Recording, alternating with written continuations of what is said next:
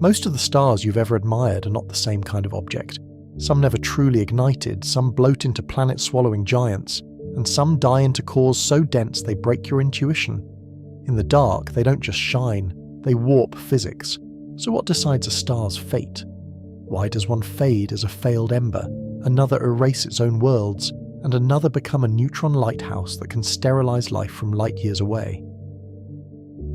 Tonight the sky looks calm, yet it is crowded with objects that should not exist for long. Some are temporary compromises, others are engineered by extremes, and everyone is counting down.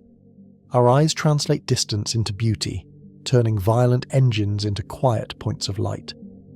But astronomy reads a different language: colour, spectrum, and brightness as evidence in a cosmic case.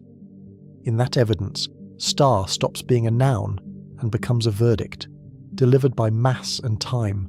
A little more mass and gravity wins earlier, a little less, and the fire never fully takes command.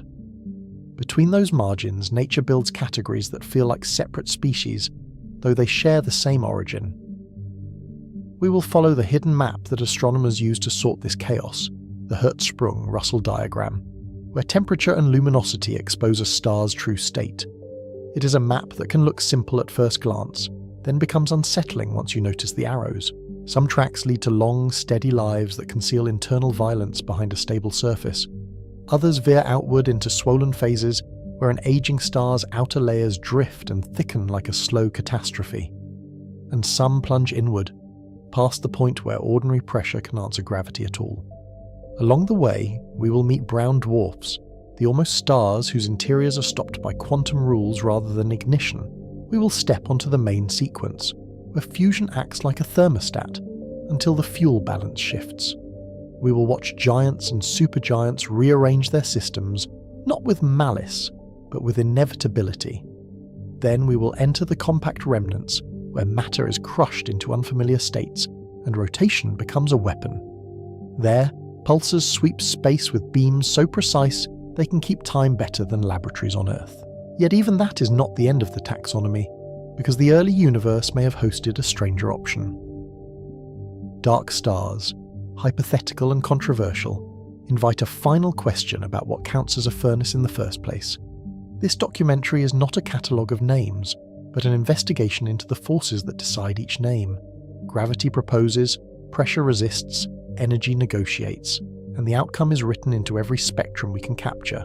If you learn to read those lines, the sky changes from decoration into biography. Because every type of star is a different way the universe admits a truth. Stability is temporary, and physics always collects its debt. Before we begin, let us know in the comments below where in the world you're watching from and what time it is there. Now settle in for a journey. We begin by exposing the night sky's lie, then descend into the cold clouds where fates are assigned. From failed embers to devouring giants and compact beacons, and finally the dark star hypothesis, we will trace the outcomes without revealing their final twists.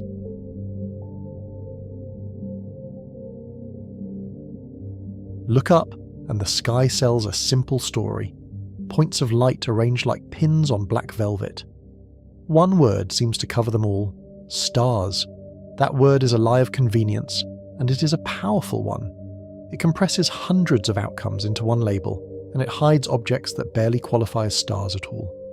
From the ground, a distant supergiant and a nearby dwarf can share the same quiet sparkle. Some stars are brown dwarfs, failed furnaces that never sustained hydrogen fusion for long. They form the way stars do, but they stop short of the threshold where a true stellar core can keep burning. Some are blue supergiants, burning so hard they spend youth at a sprint, pouring out ultraviolet light that sculpts their neighbourhoods. Some are red giants, swollen and unstable, living on borrowed time as their interiors rearrange like a building under renovation. Some are neutron stars and pulsars, dead cores that keep shouting into space, not with fire, but with rotation and magnetism.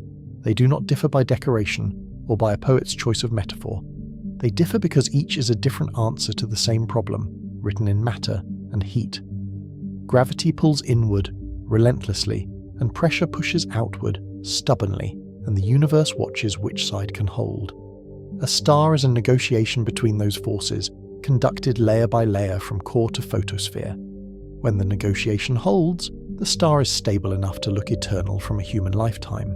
When it breaks, the star changes type, sheds its skin, or dies in a way that rewrites the surrounding space. The documentary's rule is simple and brutal. Mass is destiny, with composition and rotation writing the fine print. Mass is not just how much stuff a star has, but how hard gravity can squeeze that stuff into a hot, dense core. A small change in mass can mean a large change in core temperature, and that can open or close entire fusion pathways. Start with mass, and you can predict the temperature, the luminosity, and the lifetime with surprising accuracy. You can also predict the ending, because the core's final mass decides what kind of pressure can resist collapse. White dwarf, neutron star, or black hole. 3 outcomes that look nothing alike yet follow from the same accounting. Composition matters because metals in astronomy mean anything heavier than helium, and those elements change how starlight moves. Higher metallicity increases opacity, trapping radiation and altering a star's size and surface temperature. Plainly, it changes how easily energy escapes. Those same elements seed dust grains, planets, and chemistry, so a star's spectrum quietly hints at what its system can become. Rotation matters because it stirs the interior like a slow, persistent spoon. Mixing can feed fresh hydrogen into the core, extending a star's life, while also reshaping magnetic fields that guide winds and eruptions. In the final moments, rotation can turn collapse into a focused beam, making the difference between a quiet remnant and a violent signal. But mass sets the scale of everything else, and it does so from the first contraction to the last breath. It sets core pressure, and core pressure sets core temperature, and temperature decides which nuclei can fuse. It decides whether fusion ignites at all, and whether the star ever reaches helium, carbon, oxygen, and beyond. To understand star types, we need a map that does not care about names. We need a diagram that sorts stars by what they do, not by what they resemble from far away. That map is the Hertzsprung, Russell diagram, built in the early 20th century from careful catalogues of stellar spectra and brightness. Einar Hertzsprung and Henry Norris Russell did not just classify stars, they revealed patterns that look like evolutionary tracks. The diagram plots luminosity against surface temperature, and it turns the night sky into a readable landscape.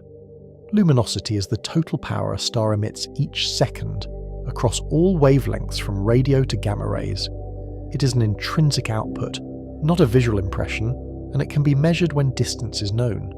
Temperature is the heat of the star's visible surface, the photosphere, where photons last scatter before escaping into space. Temperature controls colour and spectral lines, and those lines are not decoration either. They are fingerprints of atoms and ions absorbing specific wavelengths, shaped by pressure, chemistry, and the star's radiation field. A spectrum can reveal not only temperature, but surface gravity, rotation speed, and the presence of stellar winds. Colour is not mood lighting, and it is not artistic license. Blue means hotter, red means cooler, and the physics is simple. Hotter surfaces peak at shorter wavelengths. Even when dust reddens starlight, the underlying temperature still governs the star's true energy distribution. Spectral classes are the shorthand for that temperature ladder. O, B, A, F, G, K, M. The sequence is historical rather than alphabetical, but it remains useful because it ties directly to what the spectrum looks like. O stars show ionized helium lines and brutal ultraviolet output, while M stars show molecular bands in cooler atmospheres. Most stars live on the main sequence, a diagonal band across the diagram where hydrogen fusion powers the core. This is not a minor detail. It is the long middle of stellar life, where a star spends the overwhelming majority of its time. Our Sun is here, one point among countless others, neither the smallest nor the most extreme. Main sequence is not a place of peace. Even when the surface seems calm, it is hydrostatic equilibrium, a constant balancing act between gravity and pressure, maintained every second. If the core produces slightly too much energy, the star expands and cools and fusion slows, an automatic thermostat. Hydrostatic equilibrium means inward weight is matched by outward pressure at every layer, not just at the center. Pressure comes from hot gas, from radiation pushing on matter, and from the energy released by fusion. In the most massive stars, radiation pressure becomes a major player, and their outer layers can become precariously unstable. Fusion ignition is not a spark, and it is not an explosion that begins in a single moment.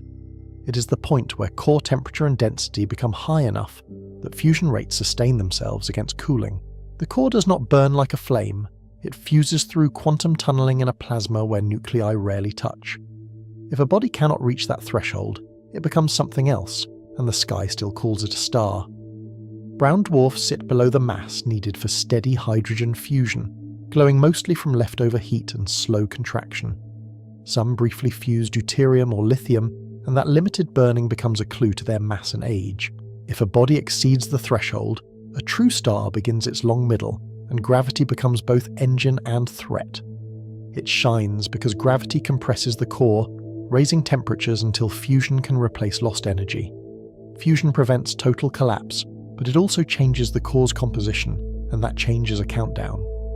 The HR diagram shows the cost of that balance with startling clarity. Hot, massive stars sit high and left, bright and blue, and they burn through fuel quickly because their cores must run hotter. Cool, low-mass stars sit low and right, dim and red, and they sip fuel so slowly they can outlive civilizations. The sky does not show that difference clearly, and that is part of the lie. Distance and dust hide true brightness, and our eyes flatten a vast range of luminosities into a narrow range of apparent magnitudes. A star's apparent brightness is a mix of intrinsic power and geometry, and the geometry often wins. So the first mystery is classification, and it is a practical problem, not a philosophical one. 2 points can look similar, yet one is a nearby ember, and the other is a distant furnace. Without spectra and distances, the night sky is a stage where actors wear the same mask. The second mystery is scale, and it is where the terror begins, because the numbers are not gentle. Stars can break intuition without breaking any laws, and they do it by pushing matter into unfamiliar regimes. When we say large or dense, we're often understating realities that require new physics to describe. Some stars become so large that they could swallow the orbit of Earth, and still their edges would be hard to define. Their outer layers can be thinner than air, held up by heat and radiation, and stirred by convection the size of continents. In a red supergiant, the photosphere can billow and pulse, as if the star were breathing. Other stars end as objects the size of a city, yet they can outweigh the sun. They are packed so tightly that atoms are crushed, electrons are forced into protons, and matter becomes neutron-rich. A teaspoon of that material would outweigh mountains, and the surface gravity would warp any ordinary structure instantly. Those extremes are not side stories meant to impress, and they are not exceptions to the rule. They are endpoints of the same mass-driven evolution, traced across the HR diagram like a life path. The map is not merely descriptive, it is predictive, and that is why it feels like a revelation. A star's life begins in cold molecular clouds, the dark lanes that cut through the Milky Way like ink in water. These clouds are not empty. They are rich in molecular hydrogen, dust grains, and complex chemistry that survives in the cold. When gravity gathers gas, turbulence and magnetic fields resist, and the outcome depends on which influence finally yields. As regions collapse, friction and compression heat the gas, and a protostar forms, hidden inside a cocoon of dust. In infrared light, those nurseries glow, and jets can pierce the cloud like needles, signposts of angular momentum being shed. Accretion disks feed the growing star, and the disk's structure foreshadows future planets without promising them. As the core contracts, temperature rises toward fusion ignition, and the protostar brightens even before it truly turns on. Gravitational energy becomes light, and the object can shine for millions of years on contraction alone. When hydrogen burning stabilizes, the star lands on the main sequence, and its long, steady identity begins. From there, the clock is set by mass, and the relationship is cruelly nonlinear. Massive stars burn fast because they must generate huge pressure to resist stronger gravity, so their cores run hotter. Hotter cores increase fusion rates dramatically, so the brightest stars live the shortest lives, sometimes only a few million years. Low-mass stars burn slowly because their cores need less pressure, and their fusion rates can remain modest and steady. Many are fully convective, mixing fuel throughout their interiors, which helps them avoid the rapid core exhaustion that ends heavier stars. In the deep future, red dwarfs may be the last steady lights in a fading galaxy. Eventually, hydrogen in the core runs low, and the balance shifts in a way the star cannot ignore. The core contracts and heats, while the outer layers expand, and the surface cools even as the interior grows hotter.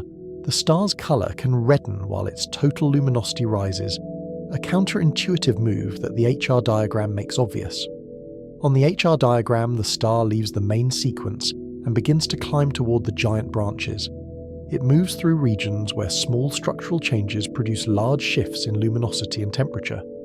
In this phase, the star can become variable, its brightness changing as layers pulse and reorganize. Red giants are not simply bigger stars, as if someone inflated a main sequence sphere. They are stars with inert cores and burning shells, where fusion has moved outward from the center into a surrounding layer. The core, now mostly helium, contracts, while the shell burns hotter, and the envelope responds by swelling. For some masses, helium ignites in the core and the star finds a new equilibrium, settling into a calmer phase of helium burning. In lower mass stars, helium ignition can be sudden, because the core becomes partially supported by degeneracy pressure before it lights. The surface may not show the drama, but the interior crosses a threshold that changes the star's future. For higher masses, heavier fuels ignite in sequence, each stage shorter than the last because each fuel yields less energy per unit mass. Carbon burning, neon burning, oxygen burning, silicon burning. Each step builds a more layered interior, like an onion of ash. The star becomes a factory racing toward iron, the element that ends the profit of fusion. This is where names multiply, because the sky's taxonomy tries to keep up with physics. Red giants, red supergiants, blue supergiants, wolf, rayet stars. Each label marks a different balance of mass, temperature, and loss of material. A wolf, rayet star stripped by winds, can expose hot inner layers, making the spectrum look like a flare of helium and nitrogen.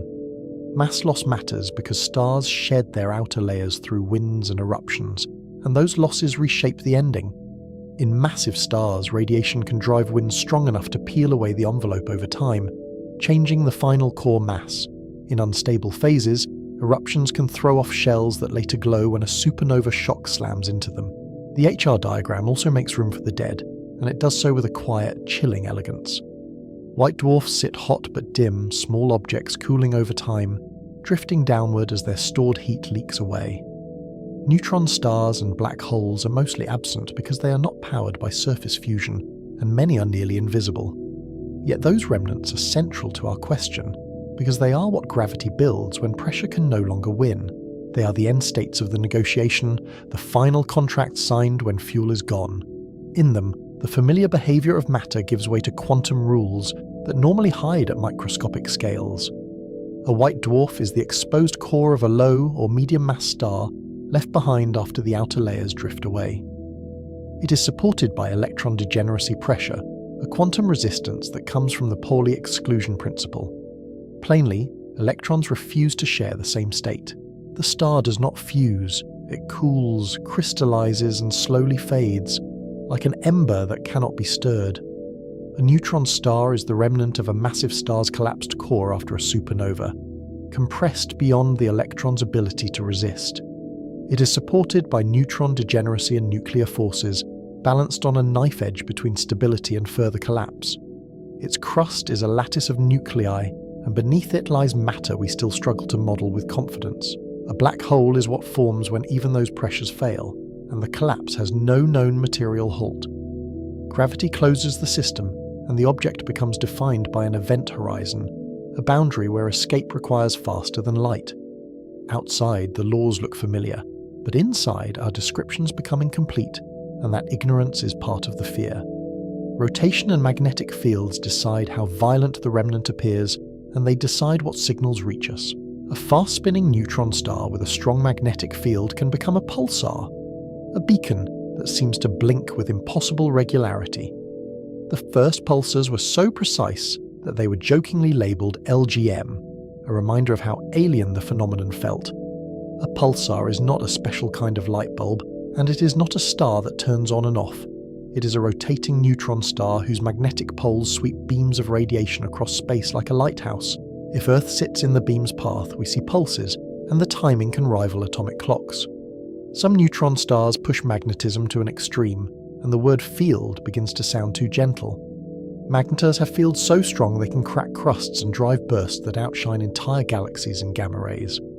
Their outbursts are brief, but they remind us that a dead core can still behave like a weapon. This is the documentary's tension, and it is not simply about brightness or spectacle. The most terrifying stars are not always the brightest, because danger is not measured in visible light. They are the ones that force matter into unfamiliar states, where density, pressure, and magnetism become the real characters. In those regimes, the usual rules of materials fail, and quantum physics becomes structural engineering.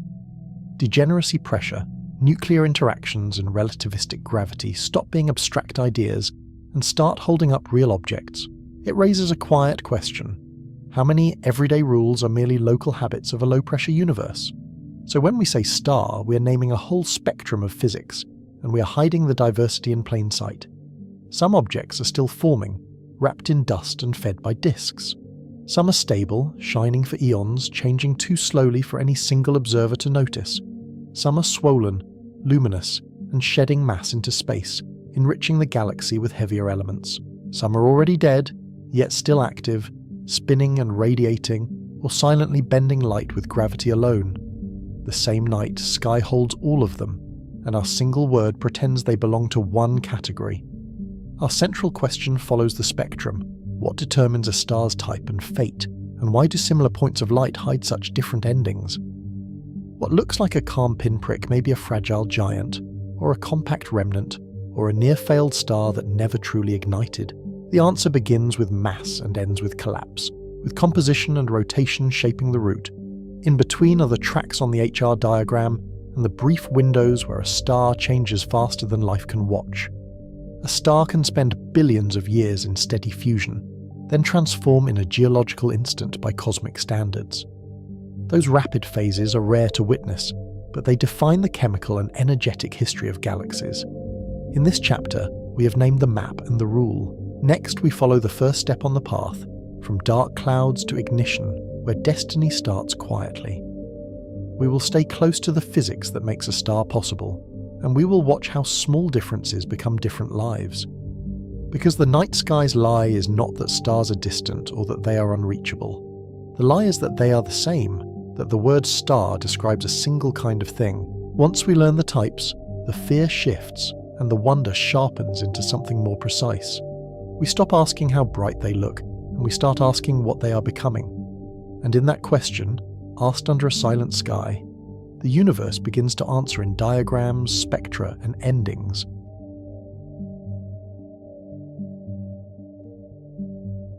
Chapter 1 gave us the rule and the map because mass sets the scale, and the HR diagram reveals the outcomes.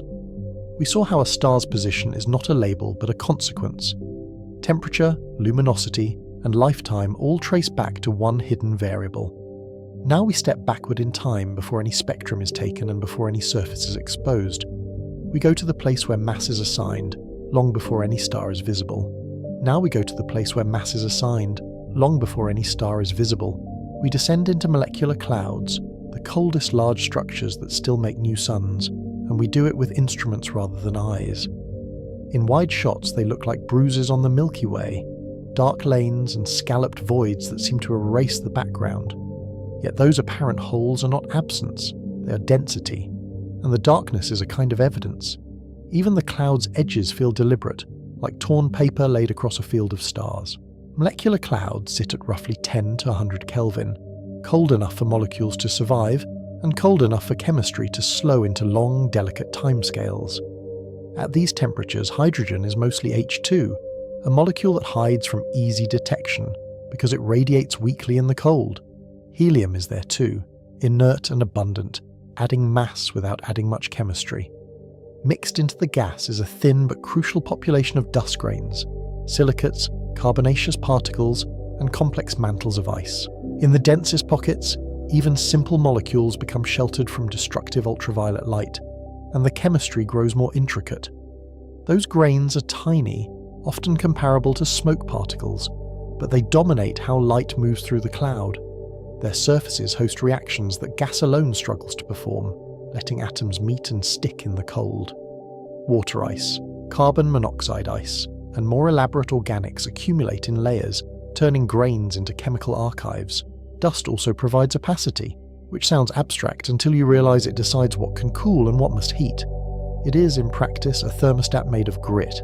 In visible light, molecular clouds look like holes punched in the Milky Way, as if someone scraped the stars away. The silhouette is sharpest where the column density is highest, and the background is richest. Against a crowded star field, the cloud becomes a negative image of itself, its shape drawn by what it blocks. The cloud is not empty space, it is crowded space that blocks starlight. If you could drift through it, the darkness would not feel like nothing. It would feel like depth. Dust grains are small, but they are efficient at scattering and absorbing optical photons, especially at blue wavelengths. A single grain intercepts light, converts part of it to heat, and then re-radiates the energy at longer wavelengths. That re-radiated glow shifts into the infrared, where the cloud becomes translucent rather than opaque. Darkness, in other words, is not the absence of energy. Darkness is energy that has changed its language. The same photons that vanish in the optical return as warmth, like a whisper moved to a lower register. So a nursery that looks dead in an optical telescope can blaze in infrared surveys, with filaments and knots glowing like embers under ash. The warmest dust outlines the edges where starlight grazes the cloud, while the coldest dust marks the densest interior. In space-based infrared images, you can almost read the cloud structure as a weather map: fronts, ridges, and sheltered basins. The same region appears as a black cutout in visible light and a luminous landscape in the infrared. In some frames, the filaments overlap like translucent smoke, revealing layers of structure that optical light simply cannot report. Radio astronomy sees what eyes cannot, because molecules emit at specific frequencies that pass through dust with little trouble. Rotational transitions act like fingerprints, and each species marks a different density and temperature regime. Carbon monoxide becomes a tracer for hydrogen, letting us map clouds that are otherwise invisible, because CO is bright and H2 is quiet. Denser regions reveal themselves through molecules like ammonia or HCN, which require more frequent collisions to excite. By measuring Doppler shifts of these lines, we also measure motion, gas streaming, colliding, and swirling within the dark. A cloud is not merely present, it is moving, and the motion carries clues about what will collapse next. This ability to map the invisible is historically recent, and it changed star formation from speculation into measurement. Early astronomers could see dark nebulae, but they argued about what they were, true voids or obscuring matter. The debate began to settle as spectroscopy and dust physics matured in the 20th century, and as radio telescopes revealed cold gas in abundance. When infrared astronomy rose above Earth's atmosphere, the hidden phase of stellar birth stopped being purely hypothetical. In a sense, technology gave the clouds a voice, and the voice spoke in wavelengths our eyes never evolved to hear. Star formation begins as a contest between gravity and everything that resists it, and the resisting forces are not decorative details. Thermal pressure pushes outward, because particles in a warm gas move faster and collide more often. Turbulence adds a restless, chaotic support like internal weather that can temporarily hold regions up. Magnetic fields tie charged particles to field lines, and because the gas is weakly ionized, even a small ion fraction can couple much of the cloud to magnetism. Cosmic rays help maintain that ionization, slipping into regions where starlight cannot penetrate. A cloud is not a quiet sphere that collapses neatly, and it never was, even in the simplest models. It is a chaotic medium where shocks, eddies, and shear create dense knots that can become gravitationally unstable. Supersonic turbulence can both hinder and help, because it stirs support on large scales while compressing gas on small scales. In one place, turbulence puffs the cloud up, and in another it slams material together into a filament. The result looks less like a single collapse and more like a shifting network of opportunities. The key idea is simple, even if the math is not, and it can be said without equations. A region collapses when gravity beats thermal pressure for its size and temperature, meaning self-attraction overwhelms the gas's tendency to spread. Imagine a cold pocket inside a cloud, slightly denser than its surroundings, and ask whether it can hold itself together. If it can, it contracts, and contraction raises density further, an instability that feeds on itself. The moment the balance tips, the cloud stops being a place and becomes a process. This threshold is captured by the gene's mass, a scale that links density and temperature to stability. Colder gas lowers the gene's mass because slower particles provide less pressure support. Denser gas also lowers the gene's mass because gravity strengthens faster than pressure as material piles up. The result is intuitive in plain language. Cold, dense regions can collapse into smaller pieces. The gene's length, the companion idea, tells us the size scale on which those pieces first become independent. Gene's original argument dates back to the early 1900s, when astrophysics was learning to treat stars and gas with the tools of fluid dynamics. It was a first bridge between thermodynamics and gravity, and it still frames how we talk about fragmentation. Modern simulations add turbulence, magnetic fields, and radiation, but the gene's idea remains a useful compass. It tells us what conditions make collapse easy and what conditions make collapse costly. Even when reality is messier, the compass still points toward the same basic trade-off. As a cloud cools and compresses, it tends to fragment instead of forming one giant star because instability appears in many places at once. Fragmentation produces clusters because many cores cross the instability threshold within the same filamentary network. In infrared images, these filaments look like braided rivers of dust and gas, with bright beads along their lengths. Each bead is a dense core, and each core is a candidate future star. Some beads will split again, and some will be starved, and the cloud does not promise fairness.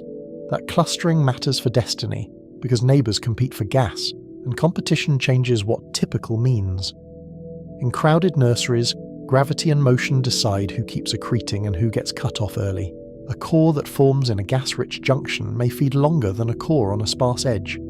Even before fusion, the environment is already writing inequalities into the population. You can almost see it in the maps, flows converging on some nodes, bypassing others. Collapse does not happen in freefall all the way to a finished star because the physics changes as density rises. At low density, the gas can radiate away heat efficiently, so compression does not raise temperature much.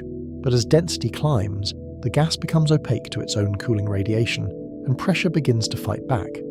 Cooling, which once acted like an escape valve, becomes trapped behind the cloud's own opacity.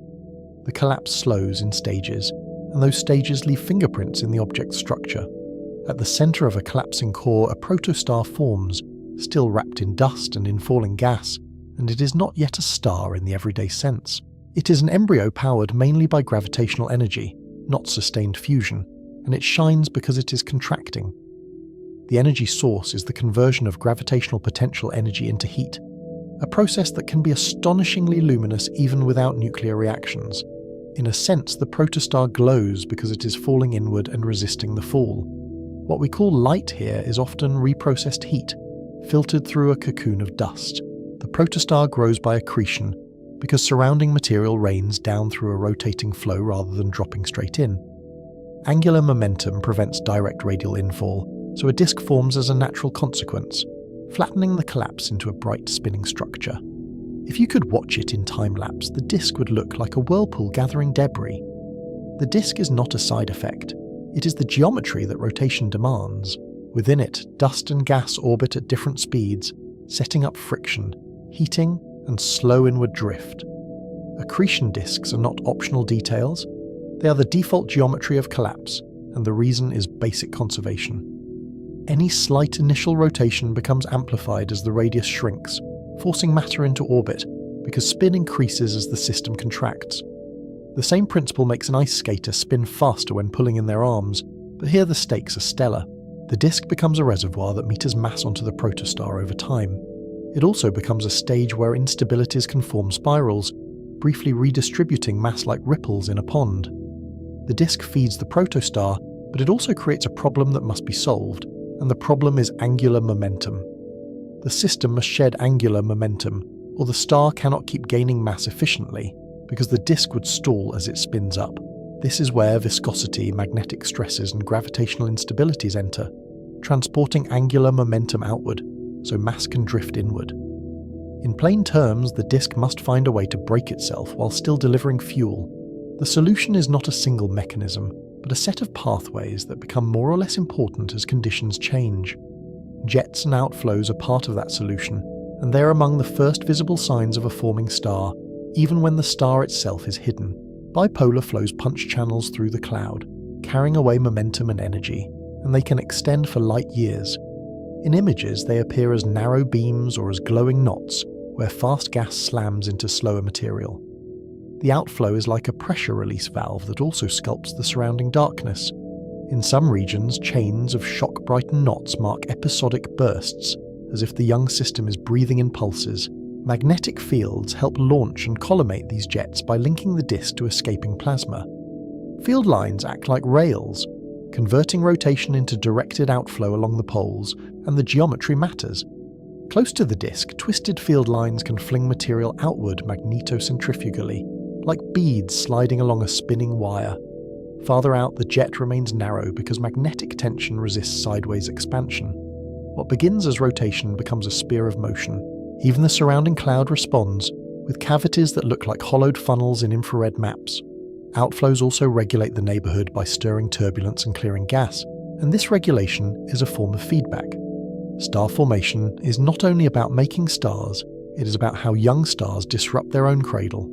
A single outflow can excavate cavities, lower local densities, and change which nearby cores can keep accreting. In a cluster, many outflows overlap, turning the cloud into a churning perforated medium.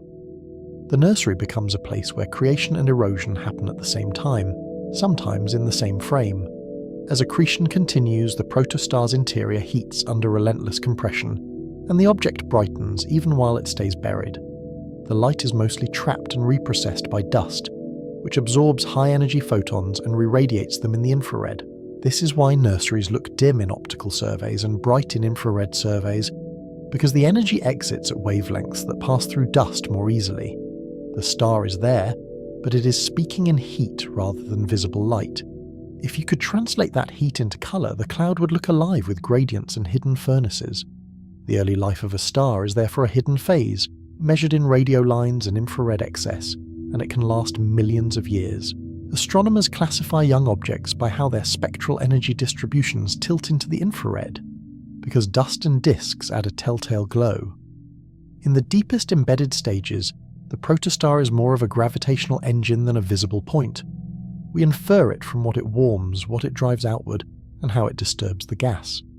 The evidence is indirect, but it is consistent, like footprints around a door we cannot open. Inside the protostar, the first burning is not the main event, but it is a meaningful milestone. Deuterium fusion can ignite at lower temperatures than hydrogen fusion, providing a brief stabilizing phase when the core reaches a few million Kelvin. Deuterium is hydrogen with a neutron added, and that small difference lowers the barrier for fusion reactions. The protostar, still contracting, finds an early way to tap nuclear energy before it becomes a true main sequence star. This burning often occurs while accretion is still ongoing, so the object is both assembling and reacting. Deuterium burning is a thermostat that slows contraction for a time, because fusion adds pressure support and moderates the inward squeeze. It does not last, because deuterium is rare, and accretion and mixing quickly change the balance, diluting and consuming the available fuel. When the deuterium is gone, contraction resumes more strongly, and the interior temperature climbs again. The thermostat clicks off, and gravity resumes its patient work. In the background, the disk continues to evolve, and the outflow continues to carve. The true threshold is sustained hydrogen fusion in the core, and it is less a moment than a transition into a new regime. That requires enough mass for gravity to raise temperature and density until fusion power can replace radiative losses over long timescales. When the proton chain becomes self-sustaining, the star stops being powered mainly by contraction. It becomes a nuclear furnace balanced delicately against its own weight. The object's identity changes, even if the surrounding dust still hides the scene. If the object never reaches that threshold, it becomes a brown dwarf, and the phrase failed star is both useful and misleading. Brown dwarfs form like stars, but they never sustain core hydrogen fusion as a long-term engine, because their gravity cannot maintain the required conditions. They can be born in the same clouds, with the same disks and outflows, and then diverge quietly. Their fate is not dramatic, but it is precise, set by a narrow mass boundary. It is a reminder that nature draws lines not with intent, but with physics. Some brown dwarfs burn deuterium if they exceed a higher substellar limit, and some burn lithium in narrow mass ranges, which gives observers a kind of forensic tool. These brief burnings become observational markers of mass and age, because lithium is destroyed at temperatures that low-mass stars can reach but the smallest brown dwarfs cannot. The lithium test became a classic method for distinguishing brown dwarfs from faint stars. Even in the dark, nuclear physics leaves signatures. When we read those signatures, we're effectively weighing objects that are otherwise almost anonymous. Below the hydrogen-burning threshold, the object cools and dims over time, because contraction slows and the internal heat leaks away. It can glow in infrared for billions of years, but it's a fading ember of contraction, not a stable burner. Its spectrum shifts, its atmosphere changes chemistry, and clouds of condensates can form in its upper layers. The brown dwarf becomes a quiet relic of a star-forming event, drifting through the galaxy with a memory of its birth temperature. Over time, it becomes harder to detect, as if the universe is slowly turning down its volume. Above the threshold, the star joins the main sequence, and the negotiation becomes stable enough to last. Gravity compresses inward, fusion pressure pushes outward, and the star finds hydrostatic equilibrium, a balance that holds layer by layer. This equilibrium is not static, it is self-correcting, because the fusion rate is sensitive to temperature. If the core heats and fusion rises, the star expands and cools, and the fusion rate drops. The star behaves like a system that constantly checks itself, correcting small deviations before they become catastrophes. If the core cools slightly, the opposite happens, and the star contracts, heats, and raises fusion again, restoring balance. This feedback is why the main sequence can be long, and why stars are not constantly exploding or collapsing. The star behaves like a regulated engine, with gravity as the load and fusion as the power source. Stability is not a given, it is an active compromise enforced by physics. That compromise is what makes the HR diagram's long diagonal band more than a pattern. It is a statement about balance. The main sequence is the long middle, but it is also a bargain with a price because fuel is finite. The star is stable only while it has hydrogen to fuse in the core, and that core supply depends on internal structure. Some stars mix fuel efficiently, while others burn through a central reservoir and leave unused hydrogen in outer layers. Even here, mass matters, because it shapes convection, radiation transport, and the way material circulates. The same mass that sets the core temperature also sets how the star moves its energy outward. The mass lottery is the central tension of this chapter, because mass is not assigned evenly, and nature seems to prefer small outcomes. The initial mass function describes the outcome of many births, and it is steeply weighted toward low masses, meaning low-mass stars are common. Observationally, this is inferred from star counts in clusters, corrected for how brightness biases what we see. The IMF is a statistical fingerprint of how clouds fragment and how accretion is interrupted. It is also a reminder that what we notice most easily is not what is most common.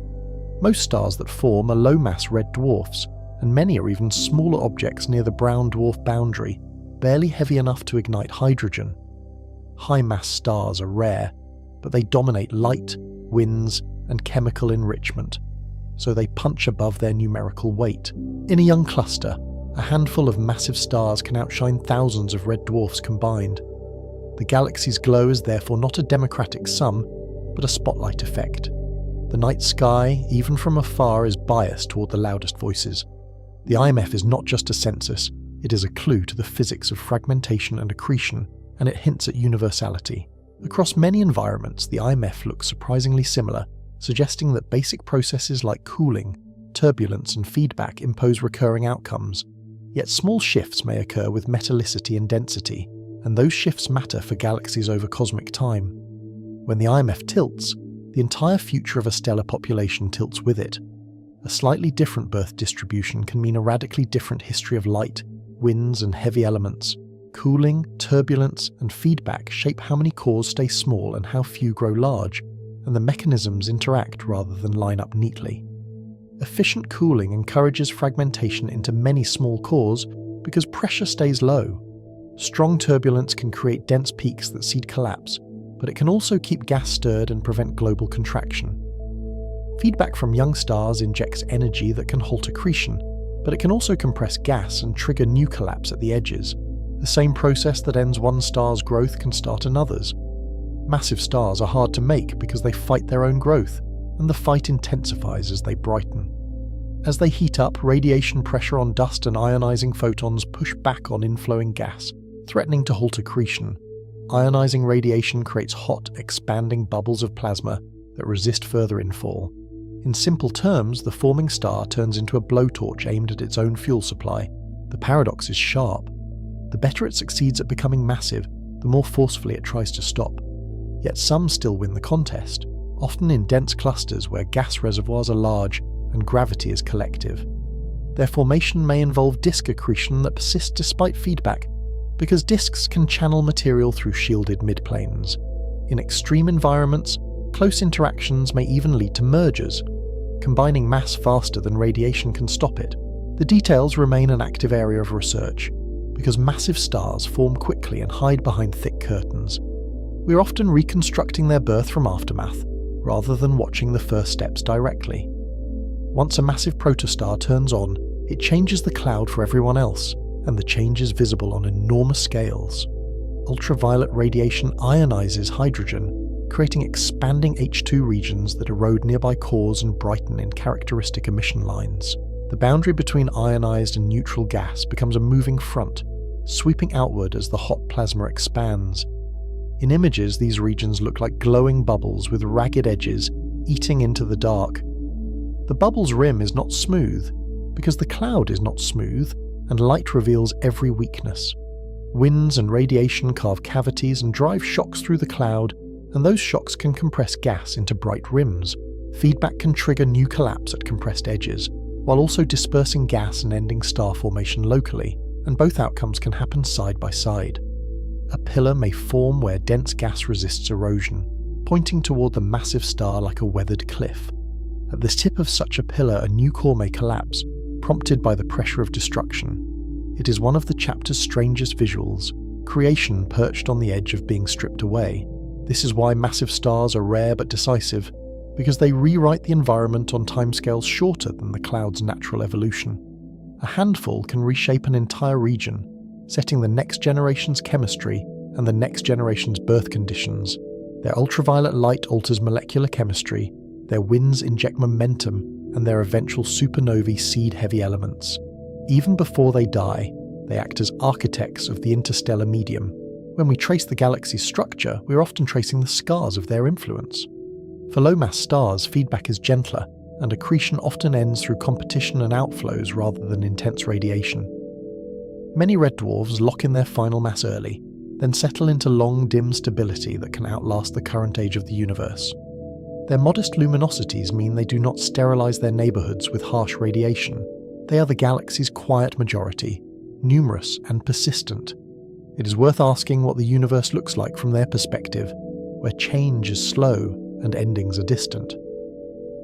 For sun-like stars, accretion and disk evolution set the stage for planetary systems, and the disk's fate becomes a second clock. The disk is both a feeding structure and a future debris field, depending on how quickly gas is cleared by winds, radiation, and planet formation. Dust grains collide and grow, settling toward the midplane as they begin the long path toward pebbles and rocks. Even while the star is still assembling, the raw materials of worlds are organizing. In that sense, the mass lottery does not only choose a star's fate, it shapes the architecture of whatever might orbit it. The mass a star ends with is not only about the core that first collapsed, and this is where the lottery metaphor becomes sharp. It is about how long accretion continues before feedback, neighbours, or exhaustion shuts the supply, and those cutoffs can be abrupt. A close encounter can strip a disk, an outflow can clear a channel, or an H2 region can evaporate a reservoir. The final mass is often the result of timing as much as initial conditions. In a crowded cluster, timing can be everything. Arrive early to the gas, or arrive late to the leftovers. Small differences at birth can therefore produce enormous differences later, and the boundary lines are unforgiving. A fraction of a solar mass can separate a red dwarf that lasts trillions of years from a star that will explode, because the internal thermostat changes regime. The reason is that luminosity scales steeply with mass on the main sequence, so brightness rises faster than mass itself. Add mass, and the core runs hotter, fusion rates rise sharply, and the star becomes disproportionately brighter. The HR diagram's vertical spread is, in part, this steep scaling made visible. Brighter means faster fuel consumption, because the star must generate more power to hold itself up against gravity. Massive stars live fast because their gravity demands a high-pressure, high-temperature core, and those conditions accelerate nuclear reactions. Their central engines are not merely stronger, they are more impatient, burning through fuel in a fraction of the time. The same physics that makes them brilliant also makes them brief. When we see a very massive star, we are seeing something that cannot afford to linger. Low-mass stars live slow because their cores can remain cooler, and their fusion proceeds steadily, often through the proton chain at modest rates. Many are fully convective, mixing fuel and avoiding the rapid core exhaustion of heavier stars, which keeps them supplied for extraordinary durations. Their luminosities are small, but their endurance is immense. They are candles that burn with a low flame for cosmic ages. If the universe is patient anywhere, it is patient in these stars. This non-linear scaling is the hidden engine behind the terrifying diversity we named in Chapter 1, and it begins here in the cloud. The same formation process produces objects that differ not by degree, but by regime, because thresholds divide outcomes. Brown dwarfs never join the main sequence as true hydrogen burners, and they cool into darkness, becoming ever harder to find. Red dwarfs become long-lived embers, barely changing across cosmic time. The difference between them can be smaller than the mass of a planet, and yet the consequences are absolute. Sun-like stars become stable beacons for billions of years, then expand into giants and shed their envelopes, returning enriched gas to space. Massive stars become brief furnaces that end in core collapse and supernovae, leaving neutron stars or black holes behind. The variety is not cosmetic, it is structural, and it is rooted in how mass sets pressure and temperature. The HR diagram's branches are consequences of birth conditions that were once invisible. When we look at that diagram, we are looking at a fossil record of choices made in the dark. In every case, the type is not chosen later by some external event, and this is the chapter's central insistence. The type is largely written during formation, when accretion stops and the final mass is locked in, and that lock can happen quietly. The cloud does not announce which core will become a quiet dwarf and which will become a detonator. It simply fragments, feeds, and then, through feedback and competition, cuts the flow. The silence is part of the mystery, because the consequences will be loud. There are exceptions that add fine print, and we will return to them because nature always keeps loopholes. Metallicity changes cooling and opacity, rotation changes mixing and winds, and binaries can exchange mass and rewrite fates, sometimes dramatically. Yet even these complications usually modify a baseline that mass establishes early. The first draft is still mass, and the draft is written in the dark. The later edits can be spectacular, but they rarely erase the opening sentence. So the central question tightens here at the beginning, where the story is most hidden. What determines a star's type and fate is often decided before the star can even be seen, while it is still a warm knot in a cold filament. How much gas can it claim, and for how long can it keep claiming it? What ends the feeding first? Its own outflow, a neighbour's radiation, or the simple exhaustion of nearby material? And if two cores start nearly equal, what tiny asymmetry decides which one becomes the brighter future? We can now connect the birth environment to the later zoo of star types, and the chain is continuous. A cold cloud produces fragments. Fragments produce protostars, and protostars compete for mass under feedback, all while dust hides the action. The outcome is an IMF dominated by small stars and a rare tail of giants, a distribution that shapes what galaxies look like. That rare tail will later dominate radiation, explosions, and the heavy elements that make planets possible.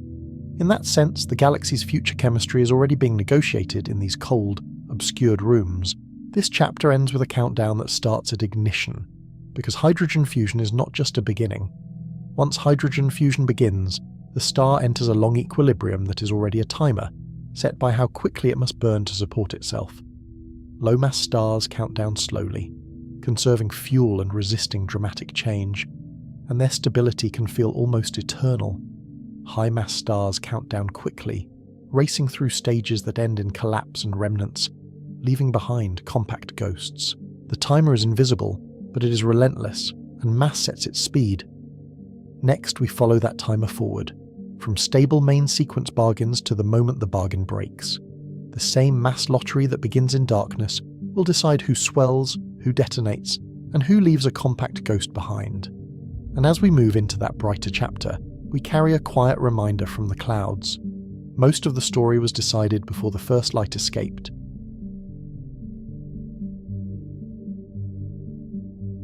Chapter 2 ended at ignition, where mass decides whether fusion can pay the pressure bill. Chapter 3 follows the objects that almost make it, then fall short by a narrow margin. In the visuals, the line is razor thin. One side brightens into a stable star, and the other fades into a long, quiet afterglow. A brown dwarf is a substellar body formed like a star, but too light for sustained hydrogen fusion. Its mass sits below the hydrogen burning limit, roughly 0.075 to 0.08 solar masses, depending on composition and helium fraction. That composition detail matters, because opacity and mean molecular weight change how hot the core becomes during contraction. It sits above most planets, often above about 13 Jupiter masses, where deuterium burning can occur. That number is not magic, but it is useful, an approximate threshold where the core can briefly reach deuterium ignition temperatures. On screen, imagine a simple ladder of masses with planets at the bottom and stars at the top. The brown dwarfs occupy the middle rungs, where labels start to look uncertain and the colours shift toward infrared. Add thin tick marks for key thresholds, and the ladder becomes a map of physics rather than a list of names. The category is defined by physics, yet the edges blur because nature does not care about our names. That range is not a clean category, because formation and composition blur the boundary with giant planets. Some massive planets overlap brown dwarf masses, yet form by core accretion in disks, gathering gas onto a solid core. That process leaves fingerprints, metal enrichment, heavy element cores, and atmospheric ratios that can differ from a cloud-collapsed object. Many brown dwarfs form by cloud fragmentation, like stars, then get cut off early by dynamics, radiation, or competition for gas. In crowded nurseries, a forming object can be ejected before it finishes feeding, and that early eviction can lock in substellar mass. The defining physics is simple and unforgiving, and it begins with the same collapse that makes stars. Gravity compresses the core, converting potential energy into heat, and the temperature rises as the object contracts. In a newborn object, the interior is largely convective, so hot material rises and cool material sinks, mixing the heat efficiently. But the core never stays hot enough for stable proton fusion over geological time. The proton chain is slow because it relies on the weak force to turn a proton into a neutron, and that bottleneck demands sustained conditions. In a brown dwarf, the thermostat never locks into the main sequence bargain, where fusion pressure steadies gravity and the radius stabilizes. A useful image here is a furnace that sparks but never catches. The core can reach impressive temperatures, yet it cannot maintain the balance that lets a star burn steadily for billions of years. The object glows, not because it has found a lasting engine, but because it is still spending the heat it was born with. In the visuals, the glow is softer than a true star, more ember than beacon, more warmth than blaze. As the object contracts, electron degeneracy pressure rises early and changes the rules of compression. Degeneracy pressure comes from quantum mechanics, from the Pauli exclusion principle, which forbids electrons from sharing identical states. As density increases, electrons are forced into higher momentum states, and that momentum produces pressure even without extra heat. Degeneracy pressure does not depend strongly on temperature, so contraction stops heating efficiently, and the core's temperature rise begins to stall. The core becomes supported before it reaches the temperatures needed for long-term hydrogen burning, and the object can glow without truly igniting. In a star, compression and heating keep pace until fusion pushes back in a self-regulating loop. In a brown dwarf, degeneracy pressure interrupts that climb, like a flaw appearing under gravity's feet. The interior becomes a place where adding pressure does not guarantee higher temperature, at least not in the way ordinary gas would behave. That is the near miss. The object is dense and hot, but not hot enough for the only reaction that would make it stable. This is the first terrifying difference in the documentary's taxonomy. A brown dwarf can look star-like in youth, yet it is already on a one-way path of cooling. It is a long-lived ember produced by the same birth machinery as stars, and that resemblance can fool both eyes and instruments. In young clusters, brown dwarfs can sit among low-mass stars like dim siblings, still warm from formation, and still bright enough to be noticed. Their spectra may even show accretion signatures early on, hinting at disks and infant growth that later fades. Early life still includes nuclear reactions, but they are brief and diagnostic, like fingerprints left by a near miss. Deuterium fusion ignites at lower temperatures than hydrogen fusion, around a few million Kelvin, because deuterium already contains a neutron. That missing step matters because the proton chain's first conversion, is the slowest and most demanding. If the brown dwarf is above roughly 13 Jupiter masses, it can burn deuterium for a short time, often for a few million years. That burning is not a stable identity. It is a temporary phase during contraction, and it ends when the deuterium supply is exhausted. Deuterium is rare, and that rarity is part of the story. The universe made most of it in the first minutes after the Big Bang, and stars tend to destroy it rather than create it. So a brown dwarf's deuterium phase is a brief inheritance from cosmology, spent quickly as the object settles into quantum-supported adulthood. Visually, this phase is subtle. No dramatic flare, no sudden brightening that announces a new star. The luminosity can be slightly higher than it would otherwise be, and the contraction can slow, but the overall story remains one of decline. The brown dwarf is spending a small reserve of nuclear fuel and then returning to its cooling path. On a graph, its track bends gently, as if it hesitates for a moment before continuing downward. More massive brown dwarfs can also burn lithium, but only within a narrow mass window and under the right interior conditions. Lithium is fragile, destroyed at core temperatures of roughly a few million Kelvin, which low-mass stars can reach as they contract toward the main sequence. Many brown dwarfs never get hot enough in their cores to burn lithium, so they keep it. If lithium remains in the atmosphere, it implies the object never got hot enough inside to destroy it, at least not throughout its interior. If lithium is absent, it may be a low-mass star, or a heavier brown dwarf that crossed the lithium threshold and depleted it over time. The reason lithium is such a clean clue is mixing. In these cool objects, convection can extend deep, dragging surface material downward into hotter layers. If the interior is hot enough, lithium gets destroyed and the surface eventually shows the loss, because the atmosphere is not isolated from the furnace beneath. That makes lithium a clock and a scale at once, an element that records both mass and age in its survival. This becomes the lithium test, one of astronomy's most practical tools for classification. Observers look for the lithium absorption line near 670.8 nanometers in the spectrum, a narrow notch that can be measured with careful spectroscopy. Presence suggests substellar mass, because true stars above the boundary deplete lithium relatively quickly as convection circulates surface material downward.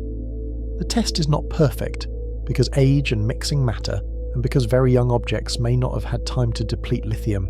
Still, it anchors the mass estimate when other clues are ambiguous, and it ties classification to a specific observable piece of atomic physics. In the visuals, the spectrum becomes a landscape, and the lithium line is a small missing sliver. A cursor can hover over that notch, quiet evidence that the object never crossed a thermal threshold.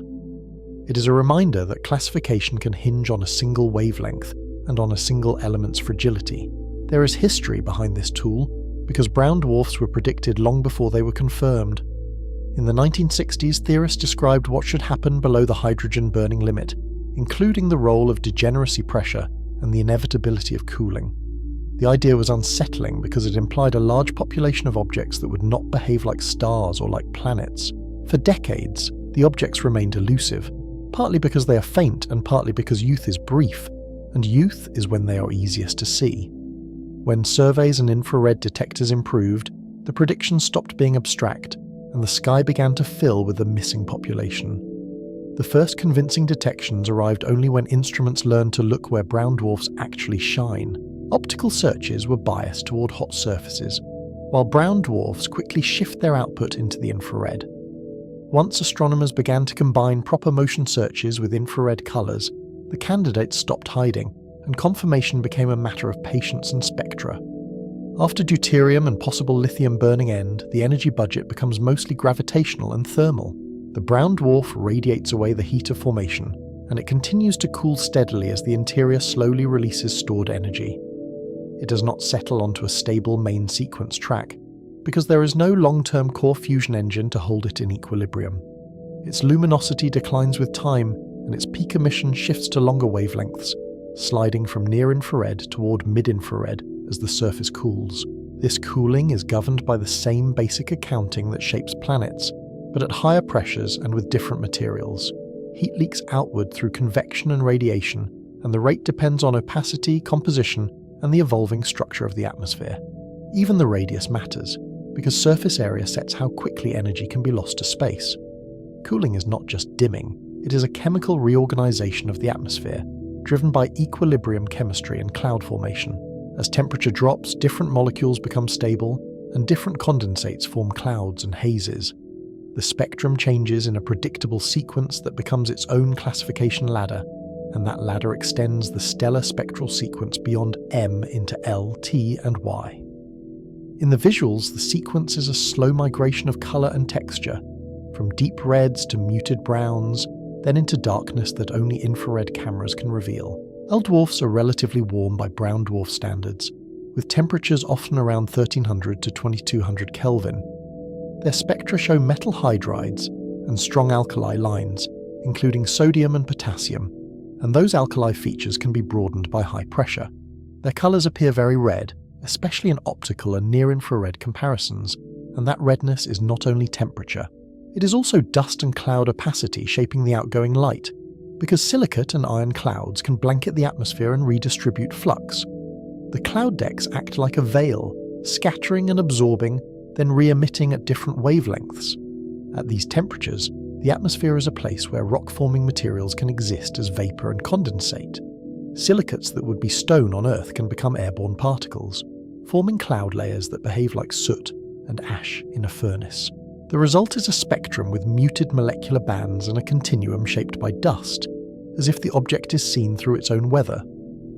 A camera move here can linger on an artist rendering of a glowing ember-red sphere with a mottled surface and a faint halo. The object is not burning like a star, yet it looks hot enough to be alive, and that ambiguity is part of the chapter's tension. The light is real, but it is borrowed time. The scene can cut to a comparison, Jupiter beside an L dwarf, showing similar size and radically different heat. As cooling continues, methane becomes stable and begins to dominate near-infrared absorption, because carbon chemistry shifts from carbon monoxide to methane at lower temperatures. That transition marks the T-dwarfs, typically around 600 to 1300 Kelvin, where the spectrum changes abruptly in recognizable ways. Methane bands carve deep troughs in the spectrum, especially in the H and K bands, and water absorption is also strong. The near-infrared becomes a landscape of missing light, where only certain windows remain bright enough to detect. In those windows, the brown dwarf can appear oddly blue in some infrared colours, not because it is hotter, but because absorption removes the redder flux. This is a chemistry-driven identity change, and it can happen over a relatively small temperature interval. The same carbon atoms rearrange into different molecules, and the atmosphere's transparency shifts with them. In a montage, the spectrum can morph as methane bands deepen, turning the object's signature into something unmistakably non-stellar. At even lower temperatures, the Y dwarfs appear, some only a few hundred Kelvin, approaching the temperature of a warm oven. Their spectra show features consistent with ammonia, along with strong water and methane, and the overall energy output becomes extremely low. At these temperatures, the object's visible light output becomes negligible, and even near-infrared detection becomes difficult. The brown dwarf becomes an infrared source, then a difficult infrared source, then a near-dark body that must be found by careful motion studies or deep mid-infrared imaging. In this regime, the atmosphere begins to resemble the cold giant planets more than any star. Thermal emission peaks at wavelengths where Earth's own atmosphere is noisy, and where ground-based telescopes struggle. Space-based infrared observatories become the natural tools because they can see the faint glow without looking through warm air. This is why brown dwarfs can look red, then vanish from ordinary sky surveys, as if the universe is turning down their brightness knob. Their radiation shifts into the mid-infrared, where Earth's atmosphere glows and absorbs, and where warm telescopes fight their own thermal noise. They do not stop emitting energy, but the energy leaves in wavelengths our eyes never evolved to interpret. The night sky's lie deepens, because common objects can be almost absent from the visible census, and absence can masquerade as rarity. Atmospheres make brown dwarfs feel like planets, even when their interiors follow stellar physics. At higher temperatures, condensate clouds of silicates and iron form thick decks, and those decks can sit high enough to shape the emergent spectrum. those clouds can break up, reform, and create patchy coverage as rotation carries features in and out of view. The result is variability, measurable as changes in brightness over hours, and those changes can be wavelength dependent. In other words, the light curve is not just flicker, it is structure. The variability can be striking when clouds are patchy and contrast is high.